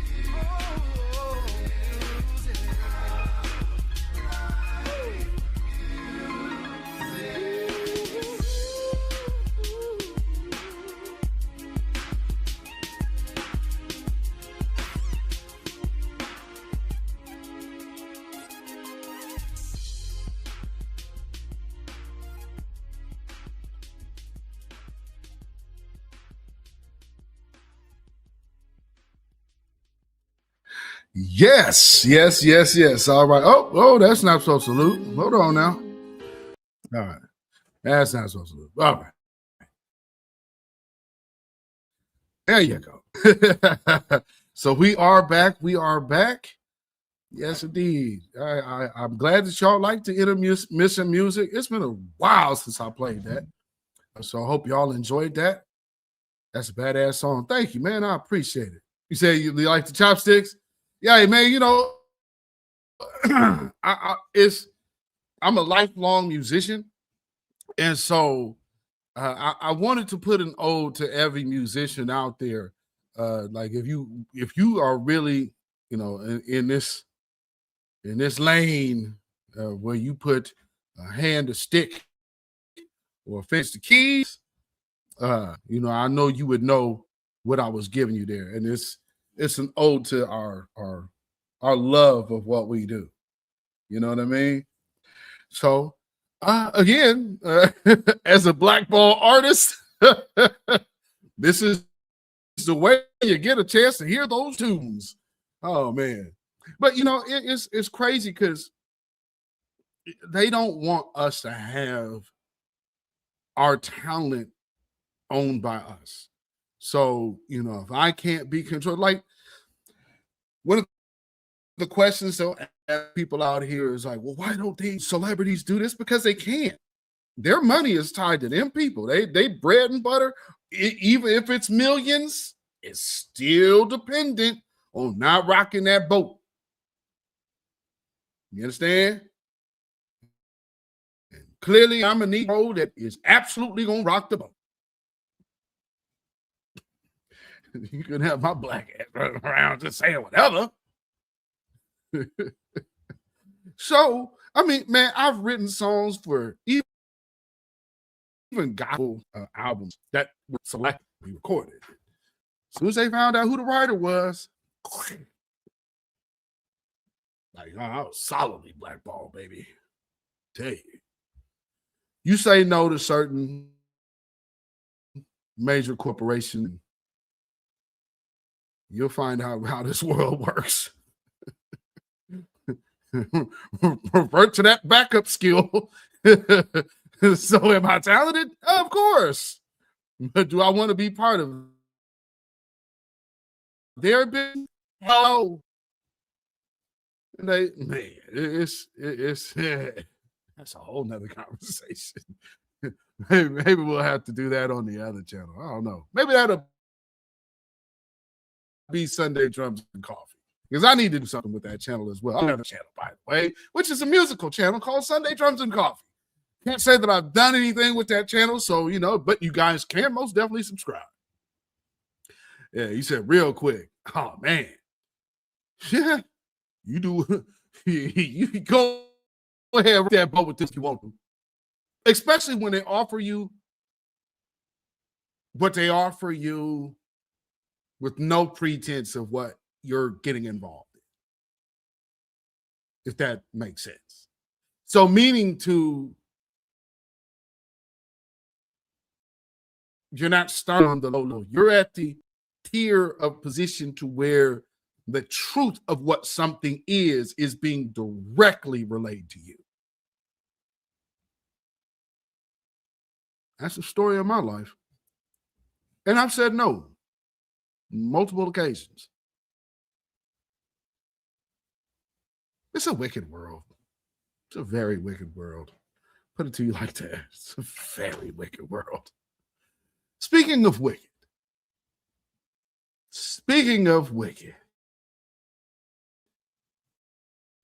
Let's start with, I guess, this one. We'll be doing her. Everybody remembers her. I am not about to start crying on camera because only educated Black folks understand what I'm saying. And I already know this is going to end up on Twitter again for the... You know, it's funny how, and right now, they have already gotten her out the paint. So first off, before I get too deep into this, let me first start off by, number one, saluting all of you. Y'all got this evil, genocidal maniac tether out the paint. Congratulations to the family. Y'all put the pedal to the metal and got this chick up out of there. Church said, I got blackballed after I went after my publishing for the tracks I wrote. Oh, shit, you better know it. You better know it. So let me guess. The person that you did something for is connected. See, people, man, let me tell you about this goddamn business, man. Kiss my black ass. You know, I got it, bro. Yeah, let me guess. They're connected into that thing. That everybody say, oh no, this ain't it. Okay. Let y'all tell it. highly connected, bruh. As soon as you said that, I'm like, oh, okay. I know. I know. So I can go into certain circles because being blackballed, like, it's kind of like, that's that guy. Because I'm still behind the veil.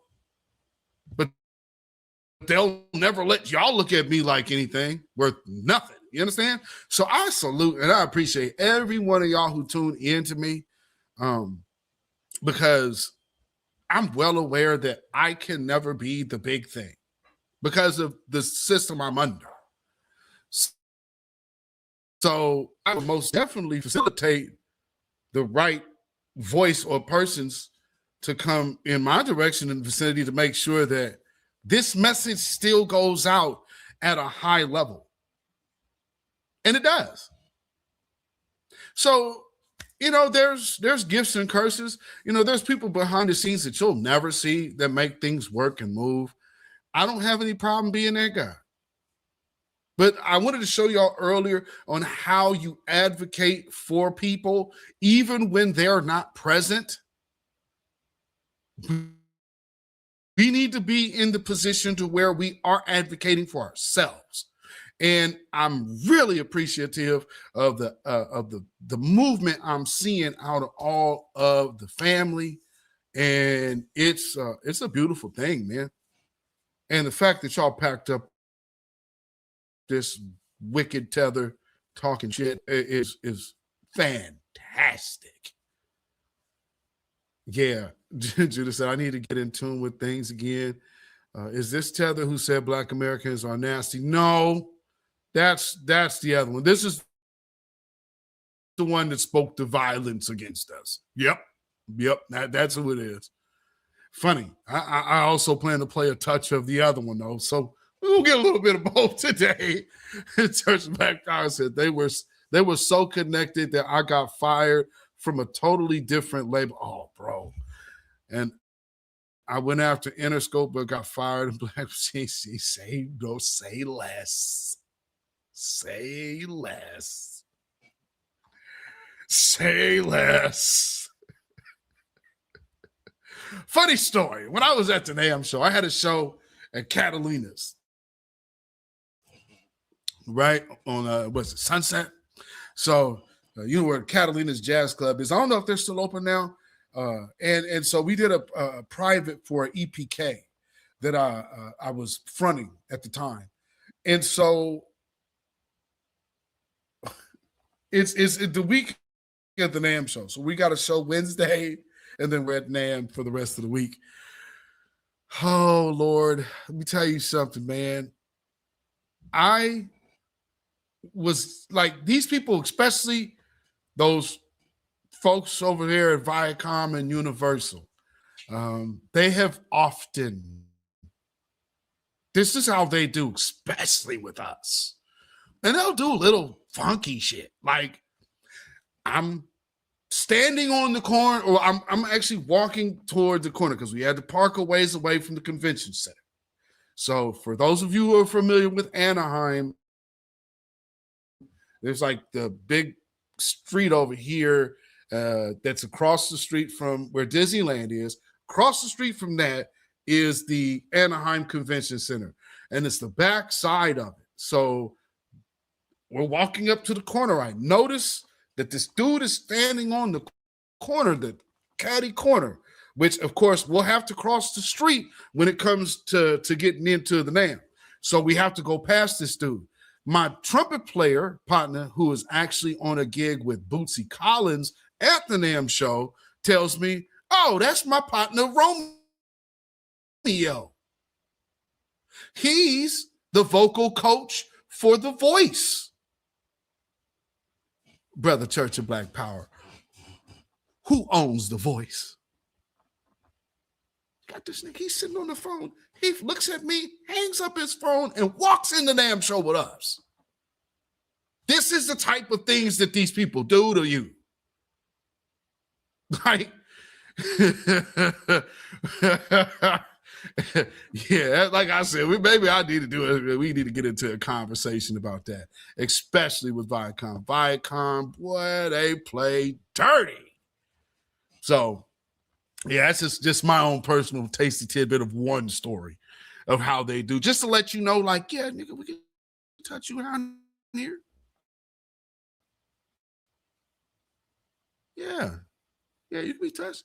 And I don't know if y'all are familiar with how LA works, but let me tell you something before I get to this chick right here. Don't try to sneak into LA. Them Negroes know you are at the airport. Okay? So I get people try to do that shit and be, bro. Don't kid yourself. Don't kid yourself. I'll just sneak in. No, you won't. You better fly into Vegas and drive in. And still, it's a 50-50 chance, man. Because here's one thing you don't understand about this area out here. This is interconnected from the streets to the businesses to the prison. You better fully understand where you at out here. The Black artist never lies about these devils in the industry. Man, I'm telling you, on mamas, bro, come on, man. I'm from here, man. You know, you're like, oh, yeah, y'all be making it seem like it's this, it's that. Nah, it just really is. That's no fluff. That's not trying to overhype it. Nah, it just really is.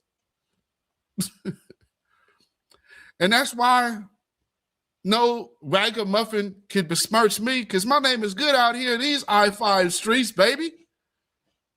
Boss like a player. Anyway, let's hear from this tether. Fifth time. Hi, motherfuckers. Genuinely, what I was speaking out against was the xenophobia that is in the foundational Black American community. If you identify with that foundational model, even though it is a lineage, it is a title. If you identify with it, more often than not, you have heard or used xenophobic rhetoric. So it is a lineage. But I mean, the rhetoric. What? Xenophobe. Why do we always get inundated with these phrases and titles? They're always blaming us for being something. The one thing that no one can ever call us guilty of, though, are being recipients of reparations. And I guess because we got all of these bootleg tethers, just like, and sellouts like Brandon Johnson, that will literally sit up here and be enlisted and take money to this musical world. They tell you don't even think about your people, man. But you concerned about everybody. You need to worry about yourself. That's one of the biggest things they push on you. And don't act like that's not part of selling your soul. Being comfortable with making sure your people don't get out of that place because I'm doing good with my family. Nigga, please. My skin, that is not me. I just don't have that in my spirit. And I'm willing to take the lick. And shit, salute to my wife, because she's watched it all. So people out here in these internet streets think they can say something to me. Niggas, you crazy. I don't give a damn about what you're talking about. I done lived with these people for real. There is nothing that your little fake ass can say to me. Nah, this the real machine, bro. The ones that make the wheels turn. Some of these folks ain't even touching money from this century. Get your minds right. You got people who have this experience. I don't give a shit about your PhD. This is lived experience, lived walking through the doors, talking to the people, shaking hands and meeting folks you probably never want to see again. In all intents and purposes, you probably meeting people that's on that damn Epstein list too.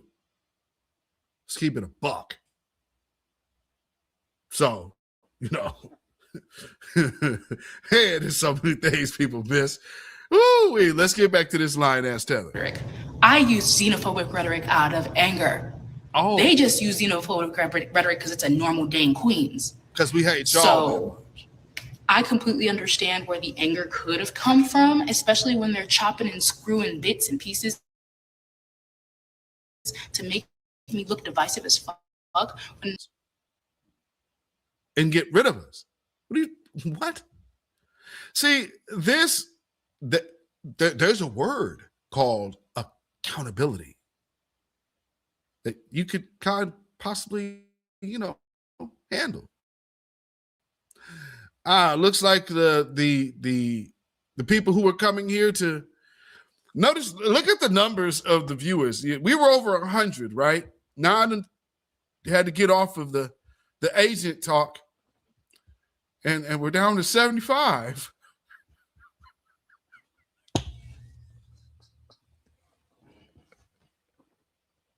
Some people are so damn predictable, it ain't funny. Oh, man. Anyway, let's keep going. Reality, I really do love my people. I love my people so bad, and I want us to win so bad. But the thing is, there's no us with them. What? They other themselves. Not all of them, but the ones who prize xenophobia in their lexicon of whatever the fuck they identify as. They decide that they are going to use xenophobia as the permission slip to completely dehumanize people.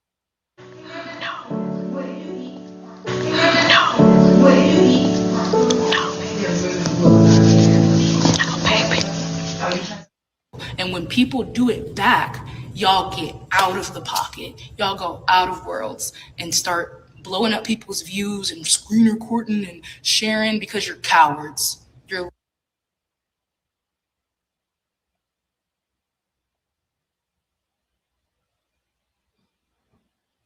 I'm one. When people say coward, I call people cowards all the time. But of course, I come from that real environment where the smoke is free and available. And it's amazing when people turn around and a tether will call us a coward. I wish a tether would talk that shit to me in my face. Not saying that harm would come to them, but I would like to see that. Because these people really talk crazy. It's like, really, you've never been around anybody that's like, we from the environment to where the shit you're saying right here, there will be people showing up just to see if that's really you. So we know better than to do stuff like that. Because y'all this, y'all that. So if I'm calling, you see me calling a dude a punk or all of this, it's because we know they are. And they know they are. So nobody's coming out to like, we're going to do this and say that. No. You want to call people cowards? I remember when the dude was talking about lynching Clarence Thomas and his family should have been lynched, and he thought it was cool. Thought he was going to double down on us. And then the brother had to hop out on him and was like, hey, what was that you said?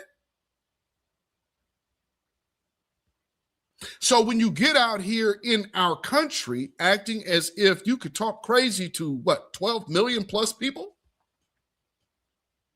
And threaten our lives in our homes. And you're calling us cowardice? You got responded to. Saying nothing to you as a response would be a coward. You got immediate pushback. There's no cowardice in that.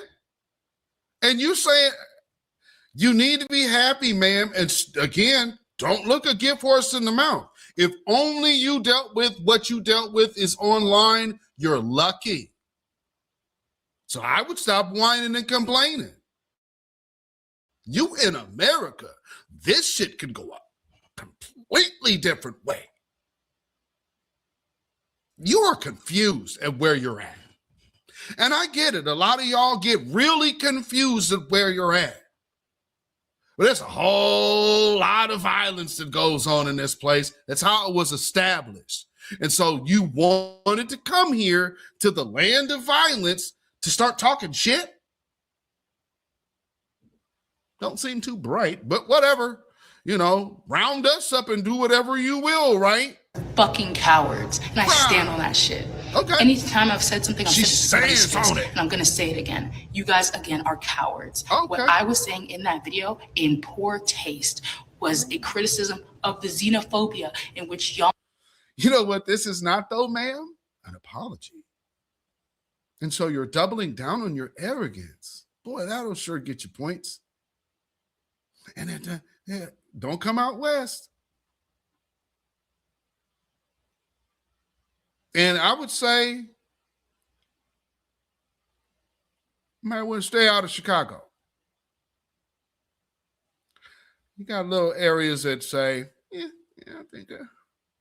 Oh, that ain't that her? Hey,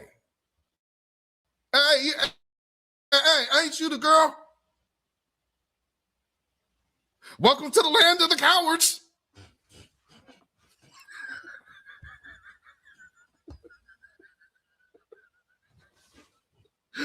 Welcome to the land of the cowards. Oh yeah, we're really terrified over here.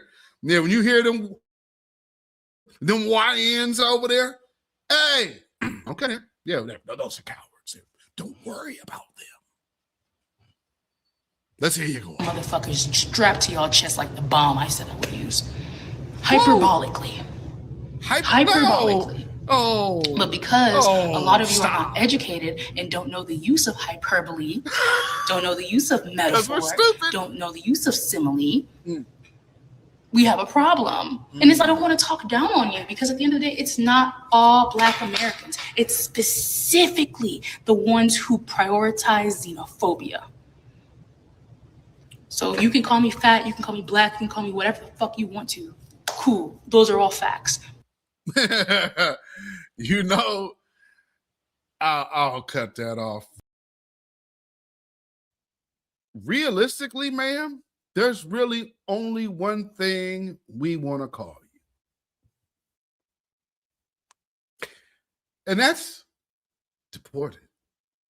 Hashtag fire up the chat. Happy birthday, we're celebrating you today. Like Dr. King holiday, we ain't gonna do any work today. Happy birthday today. It's your beautiful day, and we gonna party all day like it's a freaking holiday. Oh, and I almost forgot, we got another message from another sponsor. I am a bootleg internet PhD and CIA snitch here to attack FBA and help from Pan Africrats. We will take them down.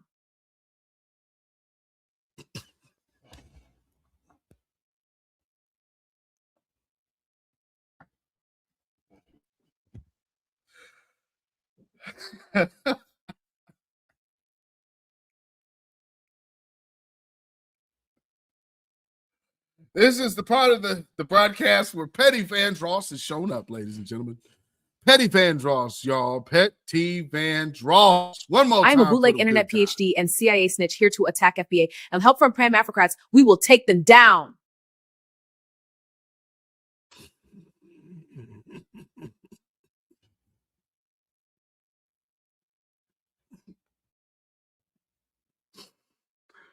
Whew. Oh, we have fun over here too, folks. We enjoy ourselves. You know, there's enough things to be wound up and uptight about. So we do also have a fun here, ladies and gentlemen.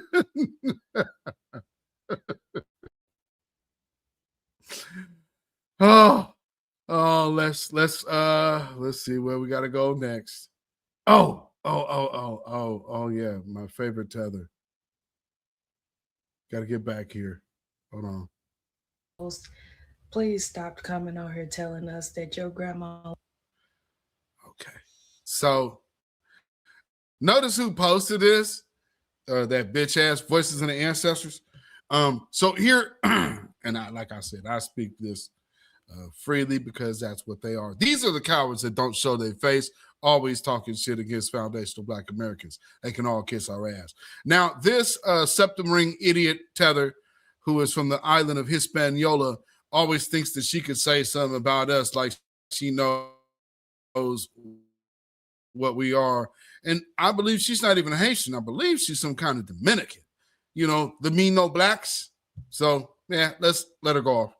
And for today's Black History Month post, please stop coming on here telling us that your grandma was a Cherokee princess and all that bullshit. No, she wasn't. And that's your grandma's fault for telling you that lie.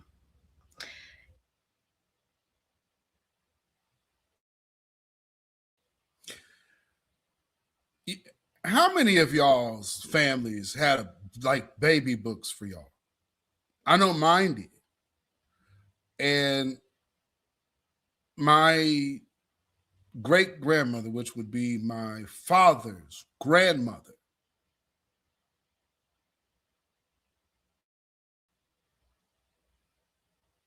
full-blooded Cherokee woman. My grandfather, born at the Cherokee Reservation Hospital to Cherokee mother.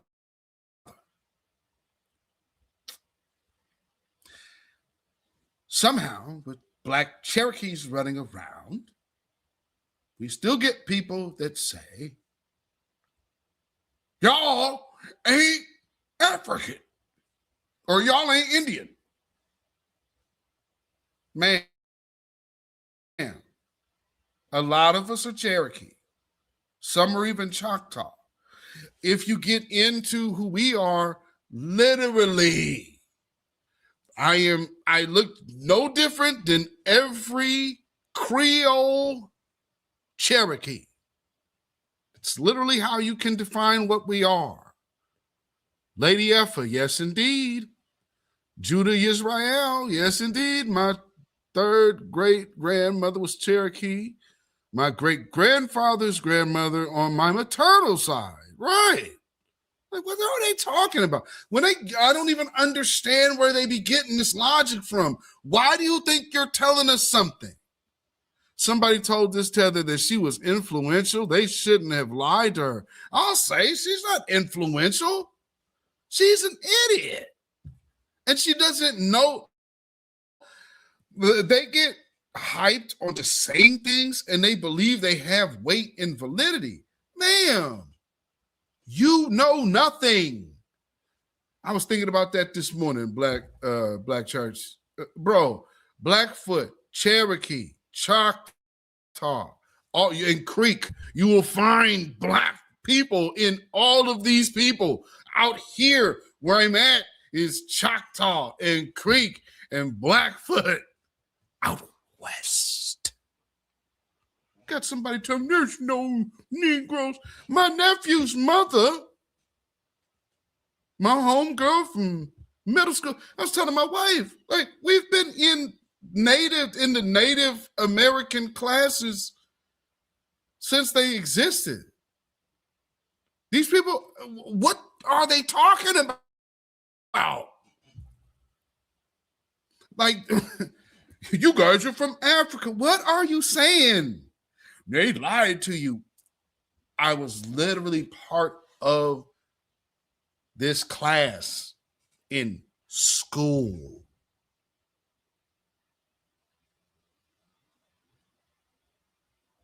I'm not young.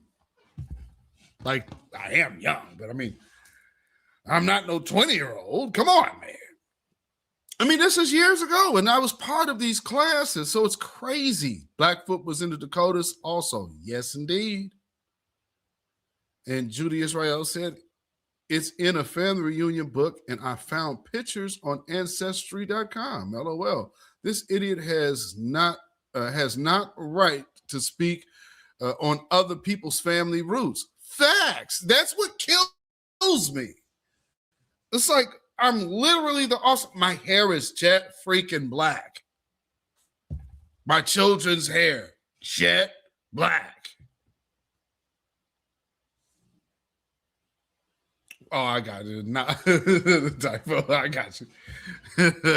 So this woman really be thinking she be eating, but she's more. You are African, whether you like it or not. I've said that a million times. Mm-hmm. So when I read comments, when I ever get the chance to read them, maybe once every 2-3 months, and you're telling me, screaming in the comments, we was already here. Unless you are Native American or Mexican heritage, no, you were not.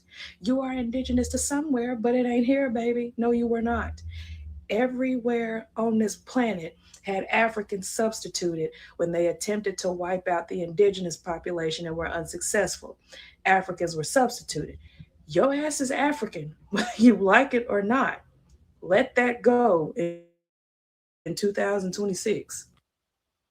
The hell is she talking about? Just fat and wrong. I mean, loud and wrong. Face so bloated from all that pork and shellfish you eat. Shut the fuck up, man. Yeah. Shut your ass up. You come from a hut culture, gonna come tell us what the hell we are.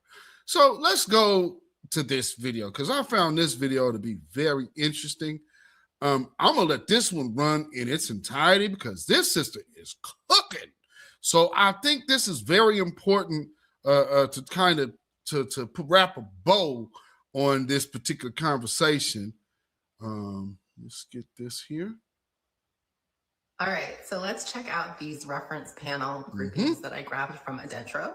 And I'm specifically going to be talking about why so many Black Americans might be getting high African admixture. We can check out these two groups. The first category is African, and the second category is admixed American. Okay, so what's a post-colonial admixed group? Because you need to understand that before we go back.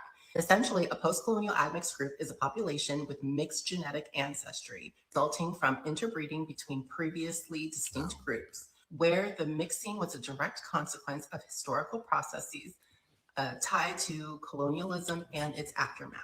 So literally the only classification, the only necessary components in order to be labeled an admixed group is that this distinct population is one, mixed of two or more source populations, and then two, it is considered to be a result of colonialism. Essentially, all they're saying is that these groups are population due to the colonial mixing of African, European, and indigenous groups. They're in the category Americas because it is recognized that the mixing happened here in Americas. Right. So they're not saying that they're exactly indigenous to the group, to the Americas in the way that we think of indigenous. They're just saying that they became a population based on their formation in the Americas. So now let's look over in the Africa category, but very specifically, I want you to look at the last two reference groups that are in there. The first one is ASW. I talk about them a lot. So ASW, which is Africans of African ancestry in Southwest USA. And then the second one is ACB, which is African Caribbeans in Barbados. These two groups are also considered admixed post-colonial groups, meaning that according to the literature, the reason you have African Americans is because they are a mix of European, African, and indigenous peoples that kind of mix together after colonization. And of course, this is true with the Caribbean peoples. And again, we acknowledge that these groups only exist in the Americas. They came up in colonial America. So why is it? Because researchers have chosen to put two post-colonial admixed groups that formed in the Americas and classify them as African. Both of those. Y'all getting all of this? I hope y'all are getting all of this. Because she's dropping some stuff right here. Okay, so that's I'm just like I just got it all on the screen because I want you to be able to see the illustrations that she's putting up. Tearing this, she opening it all the way up, ain't she? Let's let her finish. Groups also have 100 years of genetic stability. Both of those groups cluster together as well. And both of those groups formed in the Americas. I mean, literally, the word American and USA is in the name of the ASW group. Because if all of these groups are recognized as American admixed group because they formed in the Americas, then all groups that formed in the Americas should be considered admixed American groups. And I'm not interested in hearing anything about implied or inferred ancestry. I'm talking simply about the labeling and the criteria. If we call these groups admixed Americans because they formed as stable populations in the Americas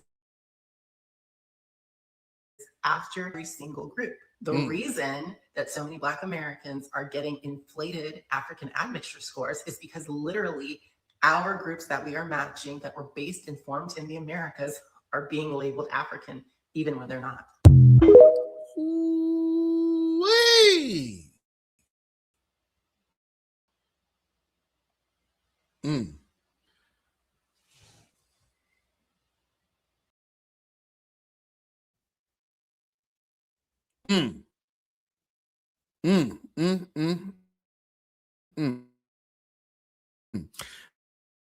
See that, and so to the beginning of this true agenda that they have been carrying out against us, goes all the way back to COINTELPRO, which then you fast forward to where actual real civil rights who gave a crap about Black folks stepped in and said, hey, this immigration thing, this undocumented, unchecked thing can be a problem for Black America.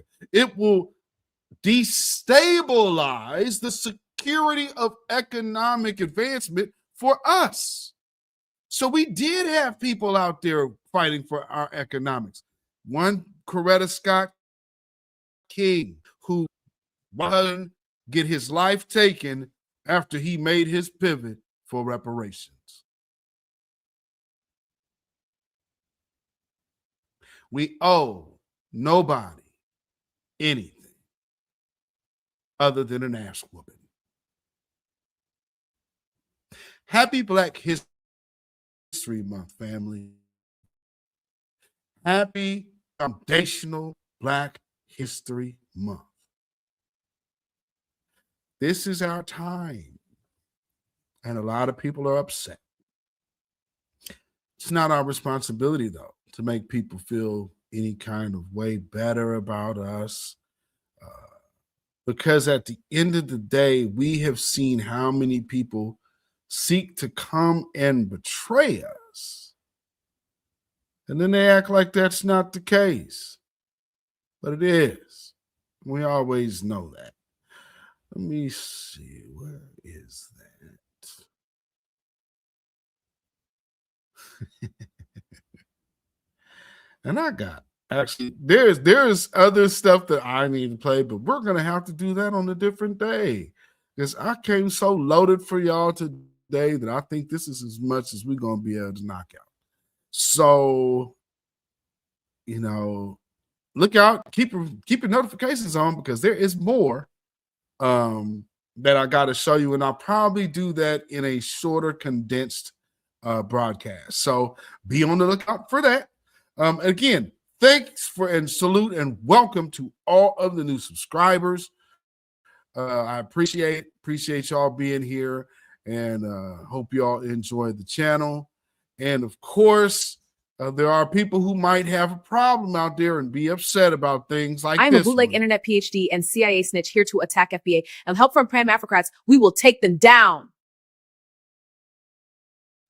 And so there's a lot of Pan-Africrats out here that do not want to see foundational Black Americans succeed, and especially if they're immigrants, because they understand that when we're succeeding and we're delineating that the powers that be are not going to include them in our goodies. You see? Still about money. Now, with that being said, let me play this for y'all before we get out of here. So y'all thought they was playing when they said when Trump got in the White House we was going to lose our rights and we was going to lose freedoms? Do you get it now? Do you really see it now? Because indeed, since Trump has been in that White House, we have lost a lot of freedoms. Let me explain. We have lost the freedom to choose. We cannot choose what politicians we want to like anymore since Trump been in that White House. Because if you don't choose the Democratic Party, they're going to make your life a living hell. Okay?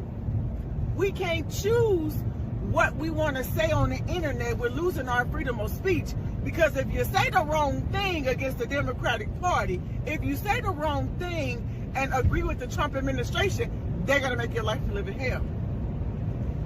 These women that are losing their right to vote, holy shit, do you know they never had that right to begin with because they're not United States citizens? They didn't have the right to vote to begin with, yet they were voting in these elections, and they are now going to lose that right because it wasn't theirs to begin with. Let's stay there. Our children are losing the right to choose not to protest against ICE because of the Democratic Party and the teachers forcing them to do it, because if they don't go out there and do it with their buddies and with the rest of the school, they're being bullied, they're being talked about, they're being jumped on. These kids are being beat up by classmates for not wanting to go outside in the fucking cold and protest ICE. So they were absolutely correct when they said, when Donald Trump got in the White House, we were going to lose rights and freedoms. But what they didn't tell you was those rights and freedoms were going to be taken away from you by the Democratic Party, because that's always been who they were. They take away the things from you that they feel like they gave you because you don't deserve it. They're not yours to hide because they gave it to you so they can take it away. And that's how they truly feel, and that's how they truly believe. I lost so... it was them all along. It was them all along.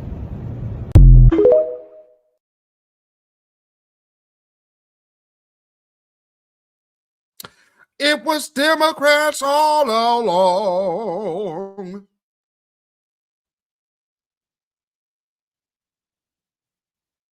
You guys are trying to destroy the Democrats. Blah, blah. You just hate the Democrats. No.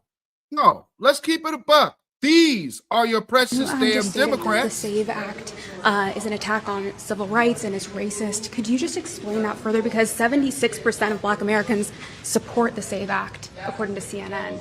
Is that correct? Yeah. Well, we find it racist because at the end of the day, it's targeting Black communities with a cost burden. We've been through this historically, right? Where we've been prohibited from voting because we didn't know how many bubbles were in a soap bar. And so this is just a new iteration of that, and we're very focused on defeating it. But if 76% of Black Americans support voter ID, I don't believe that's 76%. CNN reported it? Well, that's possible. That's possible. Okay. But I do not agree with it. 76%. And she says, I don't believe it. That's because her tether ass ain't nothing but Toby be good nigga for massa. Good nigga.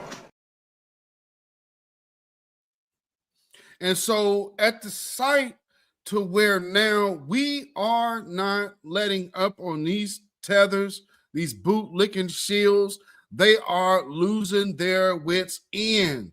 And at the end of the day, every time that foundational Black Americans, just like with the ABC piece, we get a win. Family, do you understand what the Pan-Africats was feeling when they saw that FBA ABC piece happening? What the fuck, y'all? God damn! God damn! God damn! What? Fuck!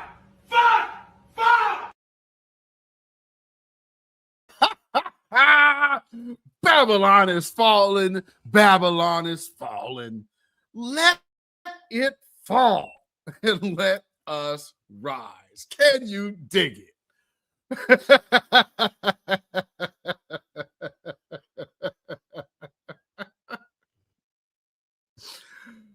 Woo!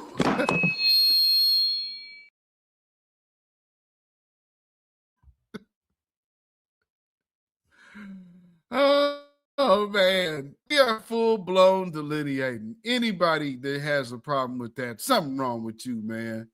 And for all of these tethers that have thought that we were supposed to be fighting your cause and well, you guys are in a cult and you just follow Tariq Nasheed. Let me tell you something. I had this shirt made in 2012 or 13.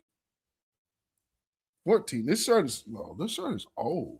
But I'm wearing this today because, see, again, when you see this, this is evidence of a person who you know does not identify as African. You understand that?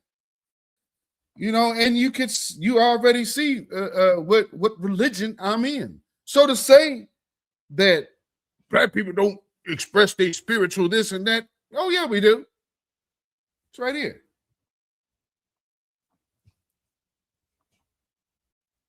So when you look that name up, tell me if I would ever be identifying as an African. Don't see how. That's not what this name represents. It's not Africa.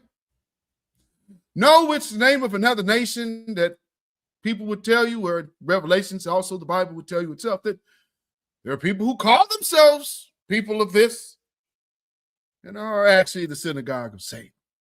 And I know that you say, well, hey, man, that can't be right. I'm a bootleg internet PhD and CIA snitch here to attack FBA and help from Pram Africrats. We will take them down.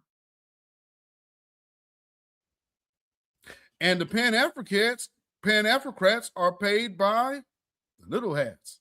And you may not understand this. This might be too over the top for you to understand.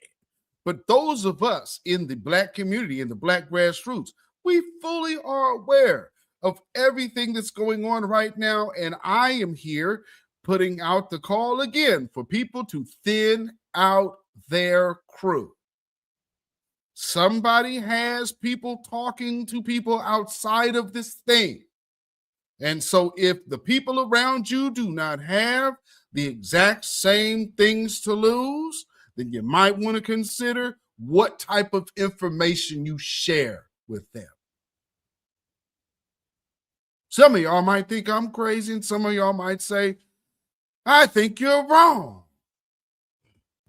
But if you don't believe I understand what I have noticed and what I have seen over the years and what I know to be true, I can only speak for myself. Tilla PDX official, the independent black voice. Those of you in the chat, the black grassroots, and the voices of new black media.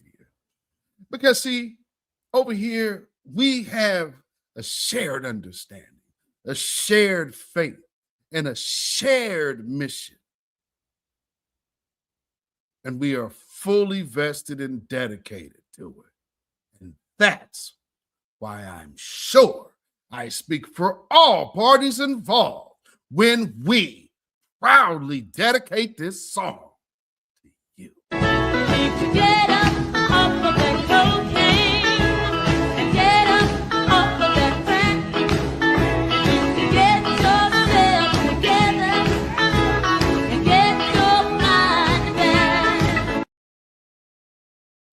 Yes, indeed. Shout out Black Spider for the Cash App donation. Thank you so much, my good sister. I appreciate you as always and your support. And man, you know, we're going to keep making these folks upset, and that's our job, ladies and gentlemen. We are not here to be the world's security guards or to be further exploited. Our history in this country is one of exploitation, and rectifying that and correcting that is our mission, our goal. That's Black empowerment, ladies and gentlemen, and no other group on the planet has put forth an effort to where they have been oppressed, living with the same oppressors who oppress them, and to be able to have a voice in this world today that influences cultures from here to Timbuktu. There is none greater than you because he made you for himself. Enjoy the rest of your month. Enjoy the history of your ancestors in this country and respect the reason why we have been kept. Respect that power right there. That's my word for today. I hope y'all understand what we are up against. There are a lot of people who do not like us. It ain't our problem. They're going to have to deal with the Lord with that. So, with all that being said, make sure you like and share this broadcast if you have not already done so. Follow me on Facebook, Instagram, and Twitter at BeatZillaPDX. You can email me at ourrealtruth@gmail.com. And if you feel so inclined to put some money in the bucket, you want to support this channel, you can do so by way of Cash App. That's $BeatZillaPDX. Also have PayPal, which is Zilla Muzak. That is ZILLAMUZAK at PayPal. And so we are about out of here, folks. Remember why they hate us. It's a cultural divide. I'm going to get it on the floor. You really got to do it. 40 acres in the mule. This is bigger than the music. Hashtag hands off our reparations. You have no rights here. We're not under the empire.